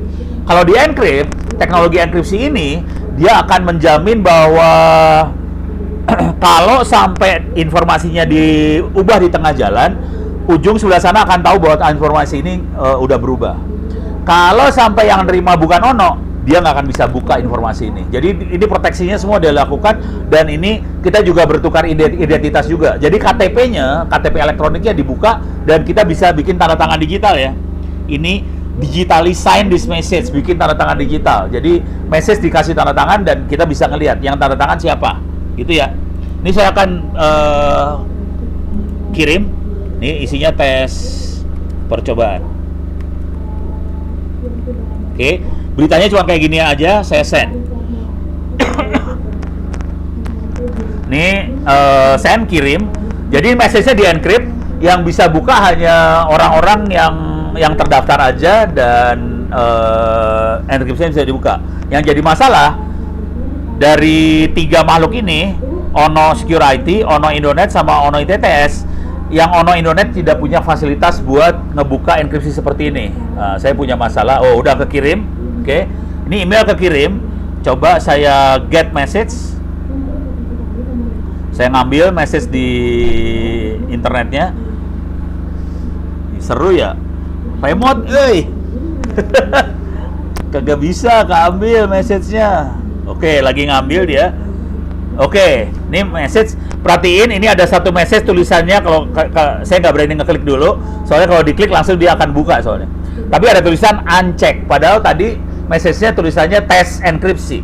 Ini uncheck. Coba saya ini message di Indonet ya. Di sini saya akan get message juga di security. Mudah-mudahan bisa. Oke. Oh, salah email tadi, harusnya bukan Ono Security. Ono.purbo. Wah, salah email, nggak bisa. Oke, sekarang saya cek email saya di Indonet. Oke, ini saya cek ini email di Indonet. Saya coba reload. Oh, emailnya belum masuk ya. Emailnya belum masuk. Saya akan, ini kalau masuk nanti akan kelihatan emailnya. Ini ada banyak email belum sempat dibaca nih, soalnya saya lagi di hutan, jadi kesulitan buat baca email. Oke, coba reload lagi, mudah-mudahan emailnya masuk. Belum masuk.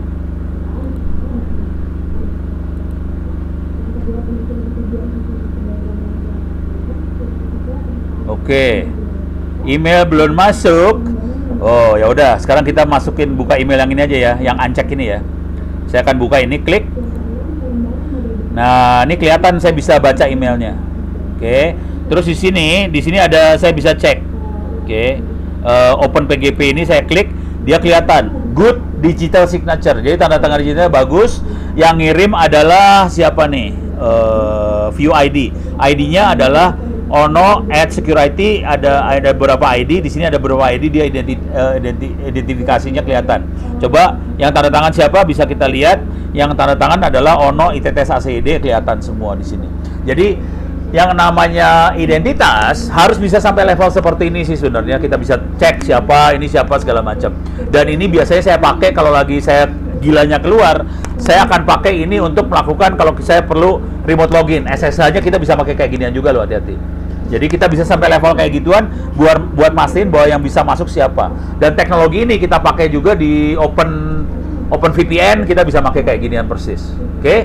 Nah, sekarang saya akan kasih lihat ininya, filosofinya tadi. Oke. Saya loncat aja. Saya bikin cepet aja ya. Oke. Jadi isunya adalah privacy, autentikasi, integrity, sama validation. Oke. Jadi dia harus secara teknologi dia bukan hanya sekedar identitas, dia harus bisa menjaga confidentiality, kerahasiaan. Oke. Harus bisa menjaga integritas data. Kalau kita kirim data 10.000, jangan kalau berubah jadi 10 juta harus ketahuan. Terus dia harus bisa ngecek autentikasi. Ini betul-betul ono bener atau ono bohongan. Dan dia bisa dibawa pengadilan dan hakim bisa bilang ini ada yang kirim kan, berarti Anda yang melakukan kesalahan. Dan ini masalah kayak ginian. Padahal ini semuanya elektronik loh, hati-hati. Oke. Nah, sekarang teknologinya sebenarnya ada beberapa teknologi enkripsi di dalamnya. Teknologi enkripsi pertama adalah namanya symmetric cryptography. Kunci buat encrypt dipakai buat decrypt juga, sama kuncinya. Oke. Yang jadi masalah bagaimana kita mendistribusikan kunci buat encrypt sama decryptnya. Oke. Ini contoh yang paling seru dan real adalah contohnya Enigma. Enigma adalah mesin enkripsi kriptografi simetrik yang dipakai sama kapal selam Jerman waktu Perang Dunia II. Kebetulan salah satu kapal selam Jerman ini ketangkep sama sekutu Amerika. Akhirnya mesinnya keambil, akhirnya bisa ketahuan pergerakan kapal selam Jerman semua. Jadi contohnya kalau kita pakai kriptografi dan salah satu media buat ngirimnya ketangkep, bubar semuanya. Akhirnya mereka ngembangin yang namanya public key cryptography. Oke, ini ada dua kunci, public sama private. Jadi cara kerjanya kira-kira gini. Saya harus dapetin kunci public seseorang untuk encrypt berita tadi, dan yang bisa buka adalah orang yang punya kunci private-nya. Tadi saya ngirimnya lokal aja ya, dan kita bisa buka karena ada kunci public private-nya, kita bisa buka. Saya coba sambil ngeload ini ya. Mailnya udah masuk belum? Kalau kagak masuk berapa ya gua urusannya, nggak bisa kasih demo, ngasih lihat tadi. Ya, kagak masuk. Kagak masuk ya. Tapi percaya deh, saya nggak bisa lihat tuh mailnya. Kira-kira kayak gitu. Iya, nggak masuk Show all. Ya, nggak masuk. Mailnya belum masuk. Keganjel di mana kagak tahu deh. Soalnya ITTS kadang-kadang sekarang suka diblokir sama mail server karena dianggap spam. Oke. Oh, atau dia ada di spam. Coba saya lihat di spam. Inode kagak ada juga di spam. Ya udah. Jadi emailnya kagak masuk. Ditangkap sama anti spamernya Indonet. Jadi Indonet lagi sadis banget. Oke, lanjut lagi di sini. Jadi prosesnya kayak gitu. Kita harus dapetin kunci public, terus sebarin pakai kunci private. Kunci public itu dapat dari mana? Dari sertifikat digitalnya sih sebenarnya. Jadi waktu tadi kan saya bisa attach my public key. Dalam my public key ada kunci public ini sih sebenarnya. Sama identitas, saya siapa segala macam ada, sama kunci publiknya. Proses ngejebolnya rada susah sih sebenarnya. Ini cukup waktu lama buat ngejebolnya. Ini teknologi yang lama, sekarang lebih dahsyat lagi, lebih susah dijebol. Yang namanya tanda tangan digital bukan tanda tangan di scan ya. Ini saya kasih lihat sedikit konsep tanda tangan digital. Jadi ada pesan, masukin fungsi hash, dapat sidik jari pesan. Sidik jari pesan ini di encrypt pakai private key Anto, ya, orang yang ngirim dapat tanda tangan digital si Anto. Jadi tanda tangan digital ada dua informasi. Siapa yang mana? Siapa yang encrypt, teks mana yang di encrypt. Jadi dua itu jadi satu baru bisa dikirim. Oke. Jadi bukan tanda tangan di scan, tanda tangan digital, hati-hati. Oke. Dan sifat tanda tangan digital otentik bisa jadi barang bukti di pengadilan hanya asal untuk dokumen itu saja atau kopinya hanya dapat diperiksa dengan mudah oleh siapapun. Kira-kira itu sifatnya. Ini contoh tanda tangan digital. Jadi ada ID, ada country, ada organisasi, ada unit organisasi, ada nama orangnya berlaku dari kapan sampai kapan, ada public key, ada tanda tangan sertifikat digital otoritas yang ngeluarinnya siapa. Oke. Nah, keuntungannya kita bisa bikin pipa komunikasi antara dua pihak. bisa saling periksa, bisa buat surat izin digital, bisa bikin paspor, bisa bikin KTP, segala macam bisa di sini. Jadi setahu saya iktp kita sebetulnya mengarahnya ke sini. Cuman saya nggak tahu di dalamnya apakah sudah implementasinya sejauh mana. Soalnya yang bisa akses cuman segelintir organisasi. Ini dibikinnya sama teman-teman di BPPT, dan orang-orang yang bisa akses cuma segelintir banget. Perusahaan yang bisa akses segelintir banget.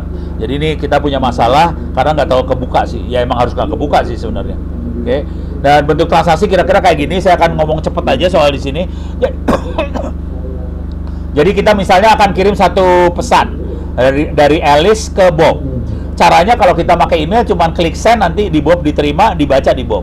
Jadi cuma gitu aja, klik send, kita baca di Bob.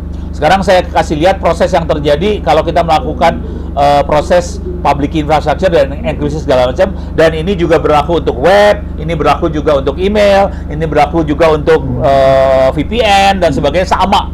Jadi semua prosesnya sama kira-kira, dan teknologinya semua pakai GNU PG, sama aja. Jadi saya akan ngasih lihat kalau yang email.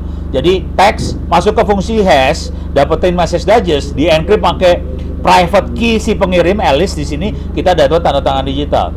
Teks sama tanda tangan digital sama sertifikatnya Alice di encrypt pakai symmetric key, dapat message yang di encrypt. Symmetric key ini harus dikirim, di encrypt symmetric key-nya pakai public key-nya Bob, dapat digital envelope. Encrypted message sama digital envelope dikirim dan nggak bisa dibuka sama siapapun kecuali Bob. Oke.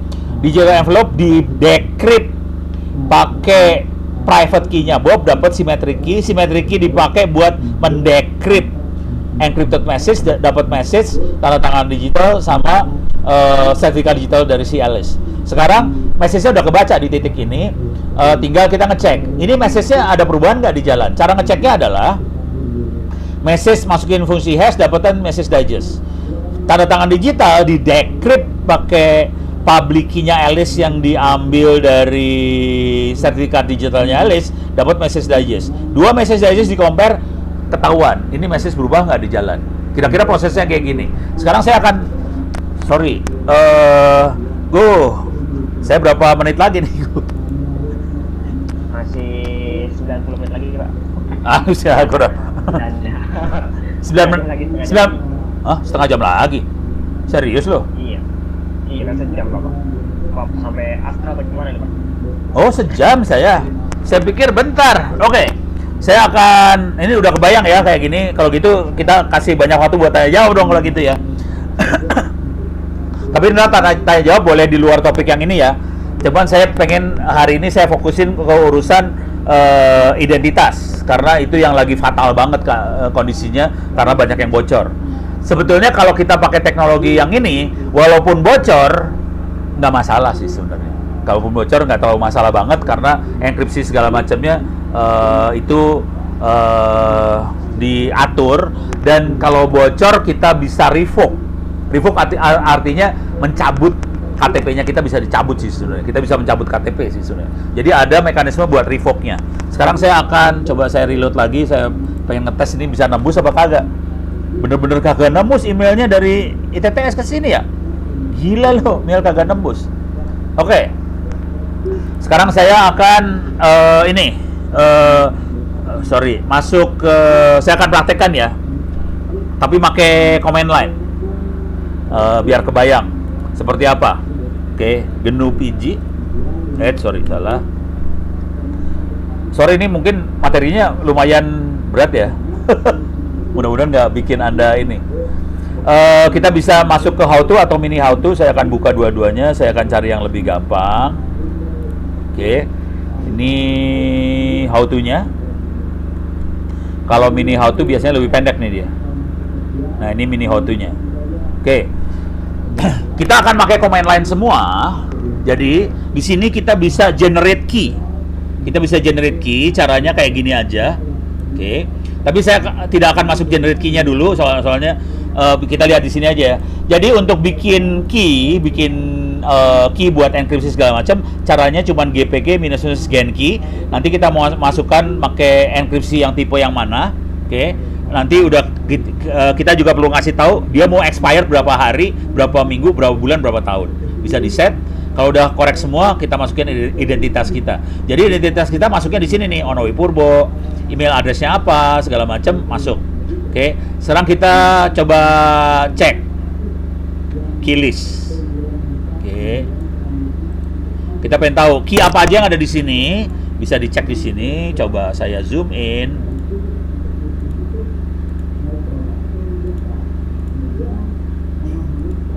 Oke, clear layar biar bersih. Nah, ini adalah key yang ada di komputer saya. Jadi bentuknya kayak gini, kita bisa lihat ID-nya apa, terus namanya siapa, emailnya siapa, kelihatan semua.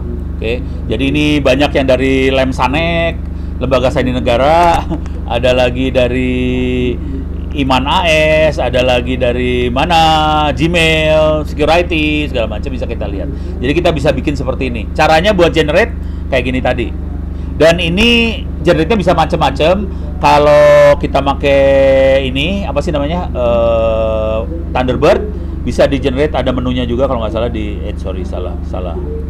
salah berarti salah. Oke, mana ya? Kok hilang sih? Ada dia menu di sini kali ya. Tapi ada menu buat generate. Saya udah lama nggak nge-generate, lupa gua. Ada sih menu buat generate-nya sih. Jadi tidak, ini lebih manusiawi. Kita bisa generate key. Oh, atau di sini ya. Nih. End-to-end encryption. Nah, di sini masuk end-to-end encryption, kita bisa add key. Bisa nambah key, bisa generate segala macam. Jadi, kalau mau manusiawi bisa pakai yang ini juga bisa kelihatan. Kita bisa masuk ke key manajernya, kita bisa lihat saya punya key-nya siapa aja, ada yang expired segala macam bisa ada di sini. Jadi ini yang versi yang grafiknya, oke, ada di Thunderbird. Thunderbird ngasih fasilitas buat manage key-nya juga, tapi ini ada juga yang versi yang command line-nya seperti ini tadi. Oke, sekarang saya akan pakai ini buat kita bisa key list. Saya akan pakai ini buat enkripsi dekripsi. Oke. Cara kita buat ngirim file kalau mau aman adalah zip dikasih password. Biasanya itu adalah cara yang salah sih sebenarnya. Jadi kalau kita mau ngirim file supaya filenya aman, hanya orang tujuan yang bisa buka, biasanya caranya kita adalah pakai makhluk ini. Oke, dan ini akan saya demoin. Oke, ini ke bawahin. Nah, bentuk key kira-kira kayak gini sih, ntar public key kayak gini. Nah, kita bisa encrypt decrypt pakai, ada dua participant resend ya. Oke, saya akan cepet aja. Mana dia encrypt decryptnya? Ini dia. Oke, encrypt sama decrypt. Jadi caranya GPG encrypt, dan saya bikin pakai ASCII. Siapa yang akan terimanya, filenya mana? Oke, jadi saya akan bikin clear layar. Saya akan gedein biar semua bisa ngelihat dengan mudah. Saya gedein lagi. mkdir enkripsi. Saya bikin folder ya. CD enkripsi. Saya bikin folder namanya enkripsi. Kosong, bukan sulap, bukan sihir. Kosong, nggak ada isi apa-apa. Saya akan bikin tes percobaan .txt. Isi filenya cuman ini cuma tes doang. Oke, escape WQ, clear layar, ls. Ada satu file namanya tes percobaan txt. More tes percobaan txt, kelihatan semuanya. Sekarang saya akan enkripsi pakai GPG minus enkripsi ASCII. Recipientnya adalah ono@itts.acid. Oke, coba saya lihat contekan dulu lagi. Nama filenya apa? Oke, nama filenya adalah tes percobaan txt. Enter. Oke, dia lagi ngencrypt nih sekarang. Dah. Ops. Saya punya masalah. Jadi jangan ke sini. Saya pakainya onopurbo@secureIT.id. Oke, use key yes. Oke, clear layar. ls. Ini kelihatan ada file namanya tes percobaan txt ASCII. Oke, sekarang saya lihat dulu tes percobaan bentuknya kayak gini. more tes percobaan.asc, bentuknya kayak gini. Kita nggak bisa lihat, ini dienkripsi. Oke. Jadi nanti bentuk teksnya kayak gini, bentuk teks ini yang akan dikirim ke ujung sebelah sana. Jadi kalau ini kebetulan saya makanya ASCII ya. Kalau minus A-nya nggak ditambah, dia jadinya binary, lebih kecil. Kalau nanti di zip, silahkan di zip. Zipnya nggak usah dikasih password, tapi nanti yang bisa buka hanya orang di sebelah sananya aja. Jadi tekniknya kira-kira kayak gini. Sekarang kita akan buka tes percobaan ini. Cara decryptnya pakai -D. Output filenya apa? File ASCII-nya mana? Oke. Jadi caranya cuma GPG -D. Output filenya misalnya ini kiriman.txt. Filenya namanya tes percobaan.asc. Oke. Saya enter ASC. Passwordnya passwordnya apa ya? Bentar. Passwordnya gue lupa. Apa ya password gue? Bentar. Oke. Passwordnya bener. Ono lupa. Sekarang ada file namanya ini kiriman.txt. More ini kiriman.txt keluar. Jadi kira-kira kayak gitu tekniknya. Oke. Jadi file di-encrypt segala macam. Berhubung ada pertanyaan, saya sorry, gue bisa dibantu gue pertanyaan gue. Boleh Pak. Pertanyaan pertama nih. Ya. Oh belum. Ada yang mau bertanya silahkan. Tadi ada yang ngacung. Ini masih yang Pak Alfonso. Oh. Ada yang ngacung. Pak Hendro Diwanto. Perasaan tadi ada yang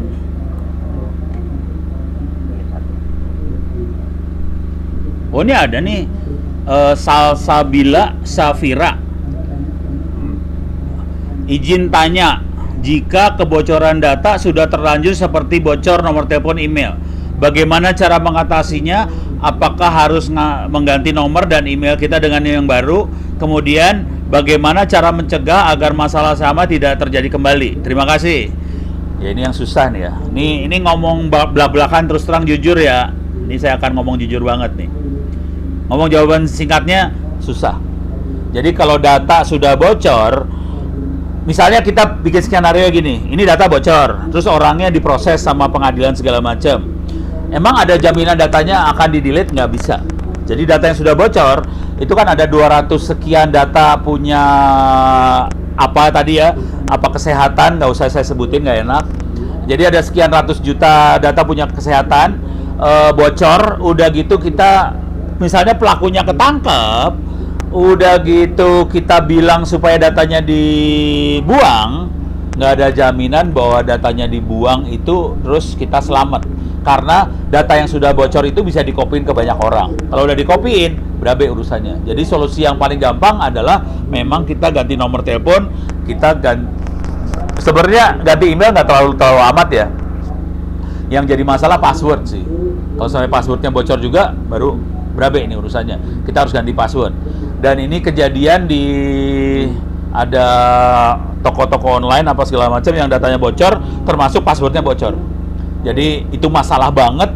Soalnya yang komplain ke saya bentuknya gini kalimatnya, Bono,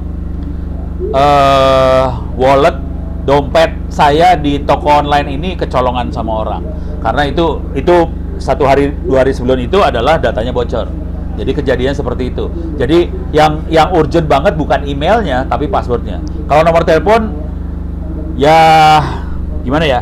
Kalau Anda ikhlas dapat banyak spam SMS, ya udah nggak masalah, kita nggak usah ganti nomor telepon.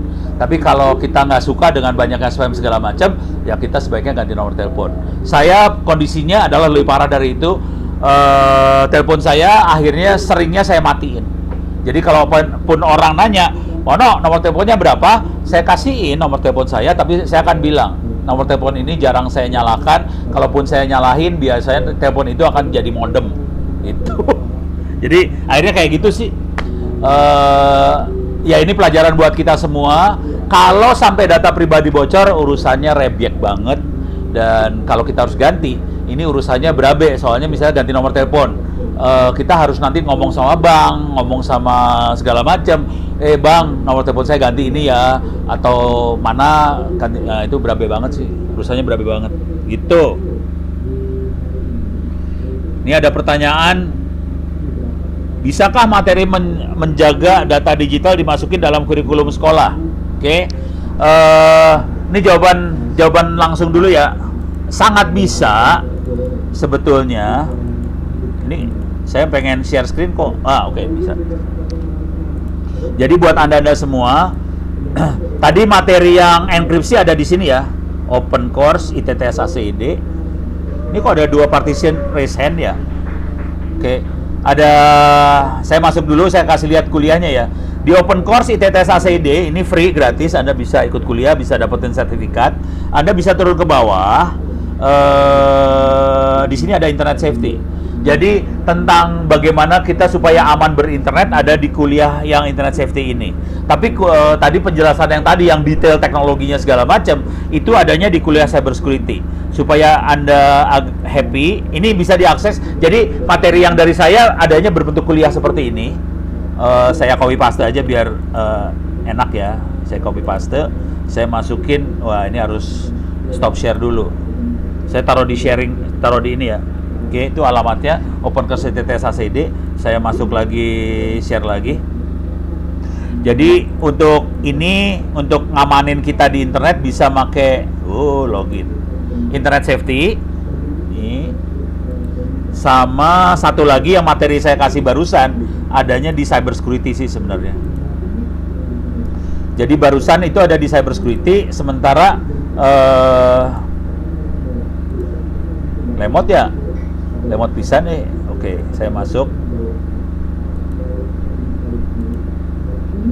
Iya, seru ya. Tapi ceritanya gini dah. Jadi nanti kalau masuk ke kuliah cyber security di bagian agak bawah ada basic dan komplain dia langsung. Oke, saya akan masuk cyber security, ada di sini, paste. Saya akan, ini cyber security udah masuk. Saya akan masuk ke internet safety. Internet safety. Dua-duanya bisa jadiin kuliah. Yang internet cyber security kuliah levelnya. Kalau internet safety bisa level sekolah. Jadi SMP, SMA bisa banget yang internet safety. Jadi bagaimana siswa bisa aman berinternet, aman berselancar. Apa aja yang harus diperhatikan supaya kita aman berselancar. Oke. Jadi saya kasih review sedikit internet safety kuliahnya ya. Saya belum bikin sampai buku, tapi materi-materinya ada di sini semua, bisa diklik. Jadi tolong diingat, namanya Open Course ITTS ACID. Internet safety, di sini ada tentang dasar-dasar keamanan informasi, ada perilaku aman di dunia online. Contoh perilaku aman di dunia online adalah misalnya jangan posting sembarangan. Mikir dulu sebelum posting. Kira-kira kayak gitu ya. Think before posting. Mikir dulu sebelum posting. Ada waspadai ranjau cinta di internet, dan teknik serangan di internet sangat erat dengan ranjau cinta, dan korbannya dahsyat banget ini. Ini korbannya bukan main-main. Korban yang paling sederhana ranjau cinta adalah minta pulsa. Mas atau mbak, aku lagi nggak ada pulsa, gue pengen nelpon lu, kirim pulsa dong, kirim pulsa. Mbak, ini kita duitnya habis nih karena kita harus video conference dulu, transfer duit karena jatuh cinta banget. Tapi korbannya lebih dahsyat dari itu karena korban yang saya tahu yang interaksi sama saya langsung adalah contoh seorang ibu di Klaten, dia kehilangan uang sampai 200 juta rupiah. Korban yang lain yang anaknya kebetulan interaksi sama langsung adalah ayahnya guru saya sendiri. Jadi ayah beliau guru saya sendiri, profesor di Institut Teknologi Bandung, guru saya sendiri kehilangan duit 200 juta rupiah di internet. Jadi tekniknya adalah penipuan sih sebetulnya. Oke. Tapi yang lebih dahsyat, ranjau cinta ini kemarin di Pondok Indah korbannya, dia sampai kehabisan uang 2 miliar rupiah. Jadi bisa sesadis itu nih. Jadi mulai dari transfer pulsa bisa sampai 2M. Jadi serangannya benar-benar duit banget sih asli. Jadi ini perilaku aman di internet ya, ada. cyberbullying adalah contohnya hoax. Bagaimana caranya kita mengatasi hoax? Bagaimana kalau ada orang membuli kita? Dan korbannya kalau di luar negeri sampai bunuh diri karena dibully terus sama teman-temannya di internet, akhirnya dia bunuh diri. Terus yang lain juga adalah bagaimana kita mengatasi kecanduan konten negatif, pornografi dan sebagainya. Terus bagaimana tim pengamanan password, keamanan email, keamanan handphone, terus bagaimana ngamanin media sosial ada di sini semua. Ini adanya di internet safety. Beres ya? Dan jujur, kalau ngomong belak-belakan terus terang, saya hari ini banyak sekali diundang terutama oleh corporate, perusahaan segala macam, bank terutama. No, bisa nggak nerangin tentang internet safety buat karyawan saya? Saya kadang-kadang nggak tega ya. Kan ini kan ilmu yang gampang banget. Saya kadang-kadang ngomong sama bank itu tuh, lu kerjain dulu lah kuliahnya di open course. Mereka kagak mau ngerjain kuliah di open course, maunya dengerin ceramah Ono, kan saya jadi pusing kepala. Ya udah, kepaksa saya kasih ceramah. Tapi ini ya free, silakan kalau pengen diadopsi buat sekolah anaknya atau diusulkan ke gurunya buat anaknya supaya ngerti. Kalau mau lebih sederhana, kalau gurunya nggak sanggup, silakan ngerjain kuliahnya aja di tempat saya. Ya pokoknya bisa secara online dikerjain. Dan ini kalau dapat nilai lebih dari 90 dan dapat sertifikat. Oke, saya coba pengen lihat siapa yang dapat sertifikat. Ini di bawah ada sertifikatnya, bisa diklik nih, free sertifikatnya, free juga. Ini semua free semua lah. Ini sertifikatnya bisa kita lihat. Saya nggak tahu nih siapa yang dapat ya. Sebelum itu saya masuk yang satu lagi, ini cyber security. Saya akan loncat langsung ke materi yang saya ceritain barusan. Ini adalah basic data security. Ini perhatiin saya pakai GNU PG, GNU Mini How To sama. Jadi ini adalah materi yang barusan saya sampaikan. Ini adalah cuman salah satu modul dari kuliah cyber security aja. Oke. Dan sama juga sama dengan internet safety. Kalau nilainya di atas 90 bisa download sertifikat free. Jadi Anda bisa dapat sertifikat free dari kuliah open course ITTS ACID free. Kalau mau lebih gila lagi, kalau Anda dosen yang urus sekolah segala macam, kuliah ini bisa di-copy sih sebenarnya. Jadi kalau di sana ada e-learning pakai Moodle, kuliah ini bisa di-copy. Ini yang cyber security ada 37 orang yang berhasil dapat 90 dari 4.000 orang, saudara-saudara. Jadi 4.000 orang cuma 37 orang yang dapat. Terus yang ini ada 65 orang yang internet safety yang dapat dari 4.000 orang. Jadi jangan khawatir, tapi ini bisa saya turunin internet safety, saya bisa turunin nilainya dari 90 misalnya. Kalau ada banyak request ya saya turunin lah supaya banyak orang dapat sertifikat ya. Oke, beres ya. Sekarang saya coba lihat lagi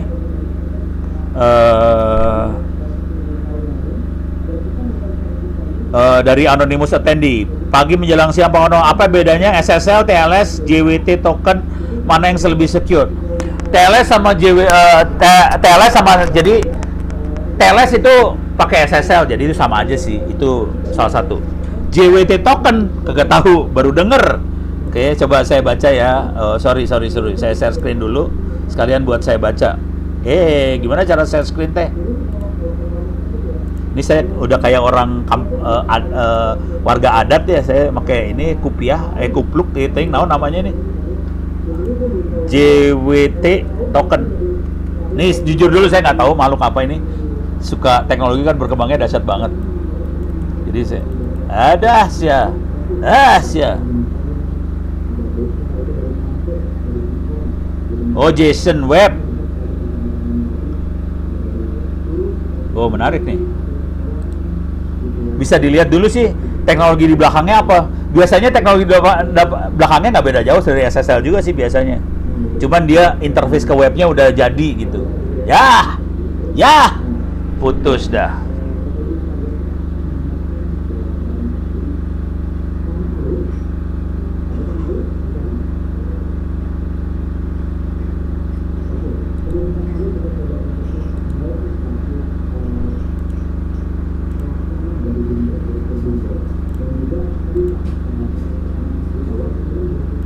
Recording in progress.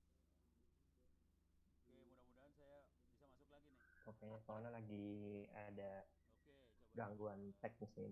Oke, lagi agak melemah nih kayak di Pono. Pono. Oh, oke, respon. Iya, aman, Pak.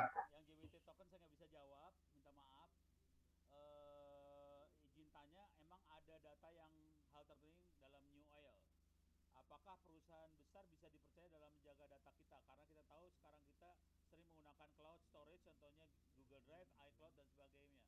Apabila data itu bocor, bisakah kita menggugat perusahaan tersebut? Jadi ini masalah lebih ke masalah gini ya, jujur, data kita di Facebook, di Google, segala macam, kalau Google Drive itu tergantung nanti ininya ya, tergantung nanti term of reference-nya, term pemakaiannya kayak gimana. Kalau Google menjamin bahwa datanya tidak akan di-share, Google akan menjamin. Jadi kita harus baca baik-baik sih sebenarnya term penggunaannya seperti apa. Kalau Facebook eksplisit jelas-jelas dia akan minta data kita bisa di-share. Jadi hati-hati aja. Posting di situs-situs seperti itu emang buat di-share. Terus misalnya toko-toko online, jangan khawatir, history, apa yang kita search, apa yang kita browse, apa yang kita beli, apa yang kita klik, itu akan disimpan baik-baik sama toko-toko online. Buat apa? Buat profiling kita. Ono sukanya apa sih? Nanti dari profile itu dia akan bisa bikin nawarin ke perusahaan yang pengen iklan. Saya punya sekian orang yang suka tentang komputer, salah satunya Ono, bisa kayak gitu. Jadi jangan khawatir, sebagian besar data kita akan dipakai buat profiling sih sebenarnya. Oke. Jadi sebenarnya nggak bisa 100% kita ngandalin. Kalau mau kita aman banget, kita harus belajar enkripsi, data kita di-encrypt walaupun kita taruh di yang kayak Google Drive segala macam. Jadi saya akan cenderung mengenkripsi. Walaupun saya pakai layanan yang free, datanya akan di-encrypt. Atau kita pakai layanan yang kita buat sendiri atau yang bayar, benar-benar bayar. Kalau saya cenderungnya bikin sendiri sih, bukan bayar atau beli, enggak. Karena saya bisa bikin, jadi saya cenderung bikin sih sebenarnya. Beres ya? Mohon share file-file presentasi rekod hari ini via email, terima kasih. Buat Mas Rowan Aulia, saya akan taruh di channel YouTube saya juga ya.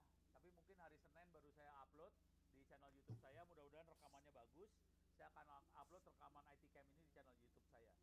Ada 2 channel, satu adalah Ono Center, satu lagi keamanan cyber.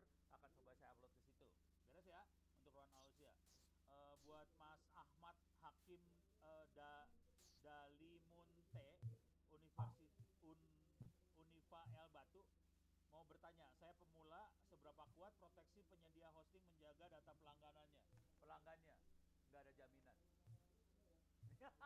Aduh, nggak enak ngomongnya ya. Ini ngomong jujur dulu ya. Ini minta maaf, muka saya nggak kelihatan. Jadi nggak ada jaminan bahwa hosting itu bisa ngamanin data kita. Jadi saya akan cenderung kita harus berusaha belajar teknik bela diri, teknik mengamankan data. Kalau sampai data kita lepas, kita tetap aman, datanya nggak akan dibuka sama orang. Jadi saya akan cenderung seperti itu, karena saya jujur, saya nggak bisa ngejamin bahwa semua perusahaan hosting itu akan aman. Jadi nggak ada jaminan sih, kalau mau jujur. Bagi Pak, apakah modul cybersecurity untuk pembelajar pemula SMK? Apakah ada maksudnya ya? Oke, saya share aja. Saya share screen aja. Kalau pengen cari modulnya bisa nyari ke websitenya saya, LMS Ono Center ORID/pustaka. Nanti saya share URL-nya di chatting ya. Pustaka. Oke. LMS Ono Center ORID/pustaka. Masuk ke docs dokumen. Nanti ada security. Oke. Ada yang bahasa Inggris, ada juga yang bahasa Indonesia ini. Dan di sini ada 2 buku, belajar hacking sama keamanan jaringan. Ada beberapa PDF sih. Ini ada cyber defense PDF, ada cyber security threat tips, strategi mitigasi nasional. Jadi ada beberapa buku di sini. Saya copy paste aja. Silahkan saya taruh di chatting ya. Paste. Jadi alamatnya adalah lms.onocenter.or.id/pustaka/docs/security gitu ya. Apakah S1 ini sambil ngelihat, kebetulan lihat di chattingan ada pertanyaan dari Mas Agus Sofian, apakah S1 ITTS ada program akselerasi Pak? Jadi tidak perlu ambil yang dasar. Bisa. Jadi gini, akselerasi bukan hanya ngambil yang dasar ya. Ini jadi iklan ITTS ini nggak ada hubungan sama cyber security ya, tapi ngasih kasih lihat aja.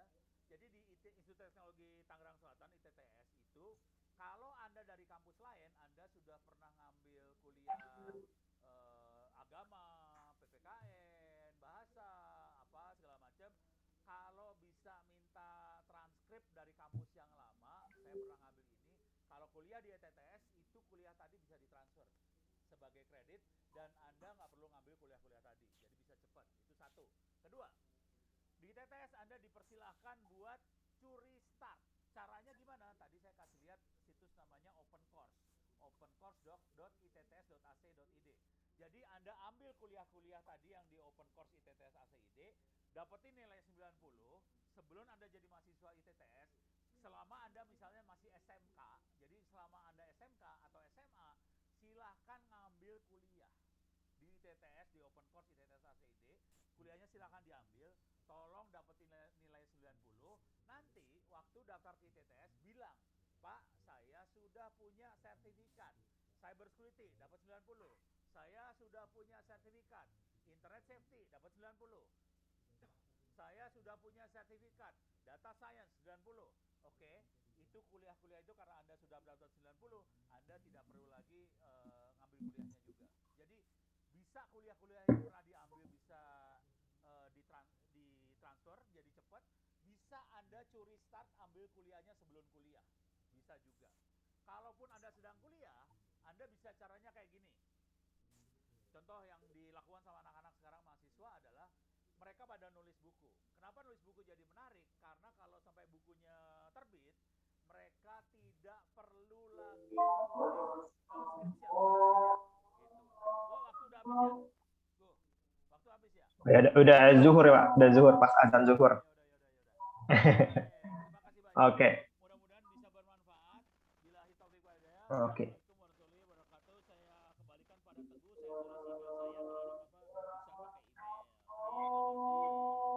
Oke, makasih ya Pak Ono waktunya. Nah, mungkin dari Pak Ono masuk ke materi berikutnya mungkin nggak lama kali ya. Mungkin kita bisa jeda azan dulu kali ya, teman-teman Pandi ya. Nanti setelah azan kita rehat 5 menit, baru nanti kita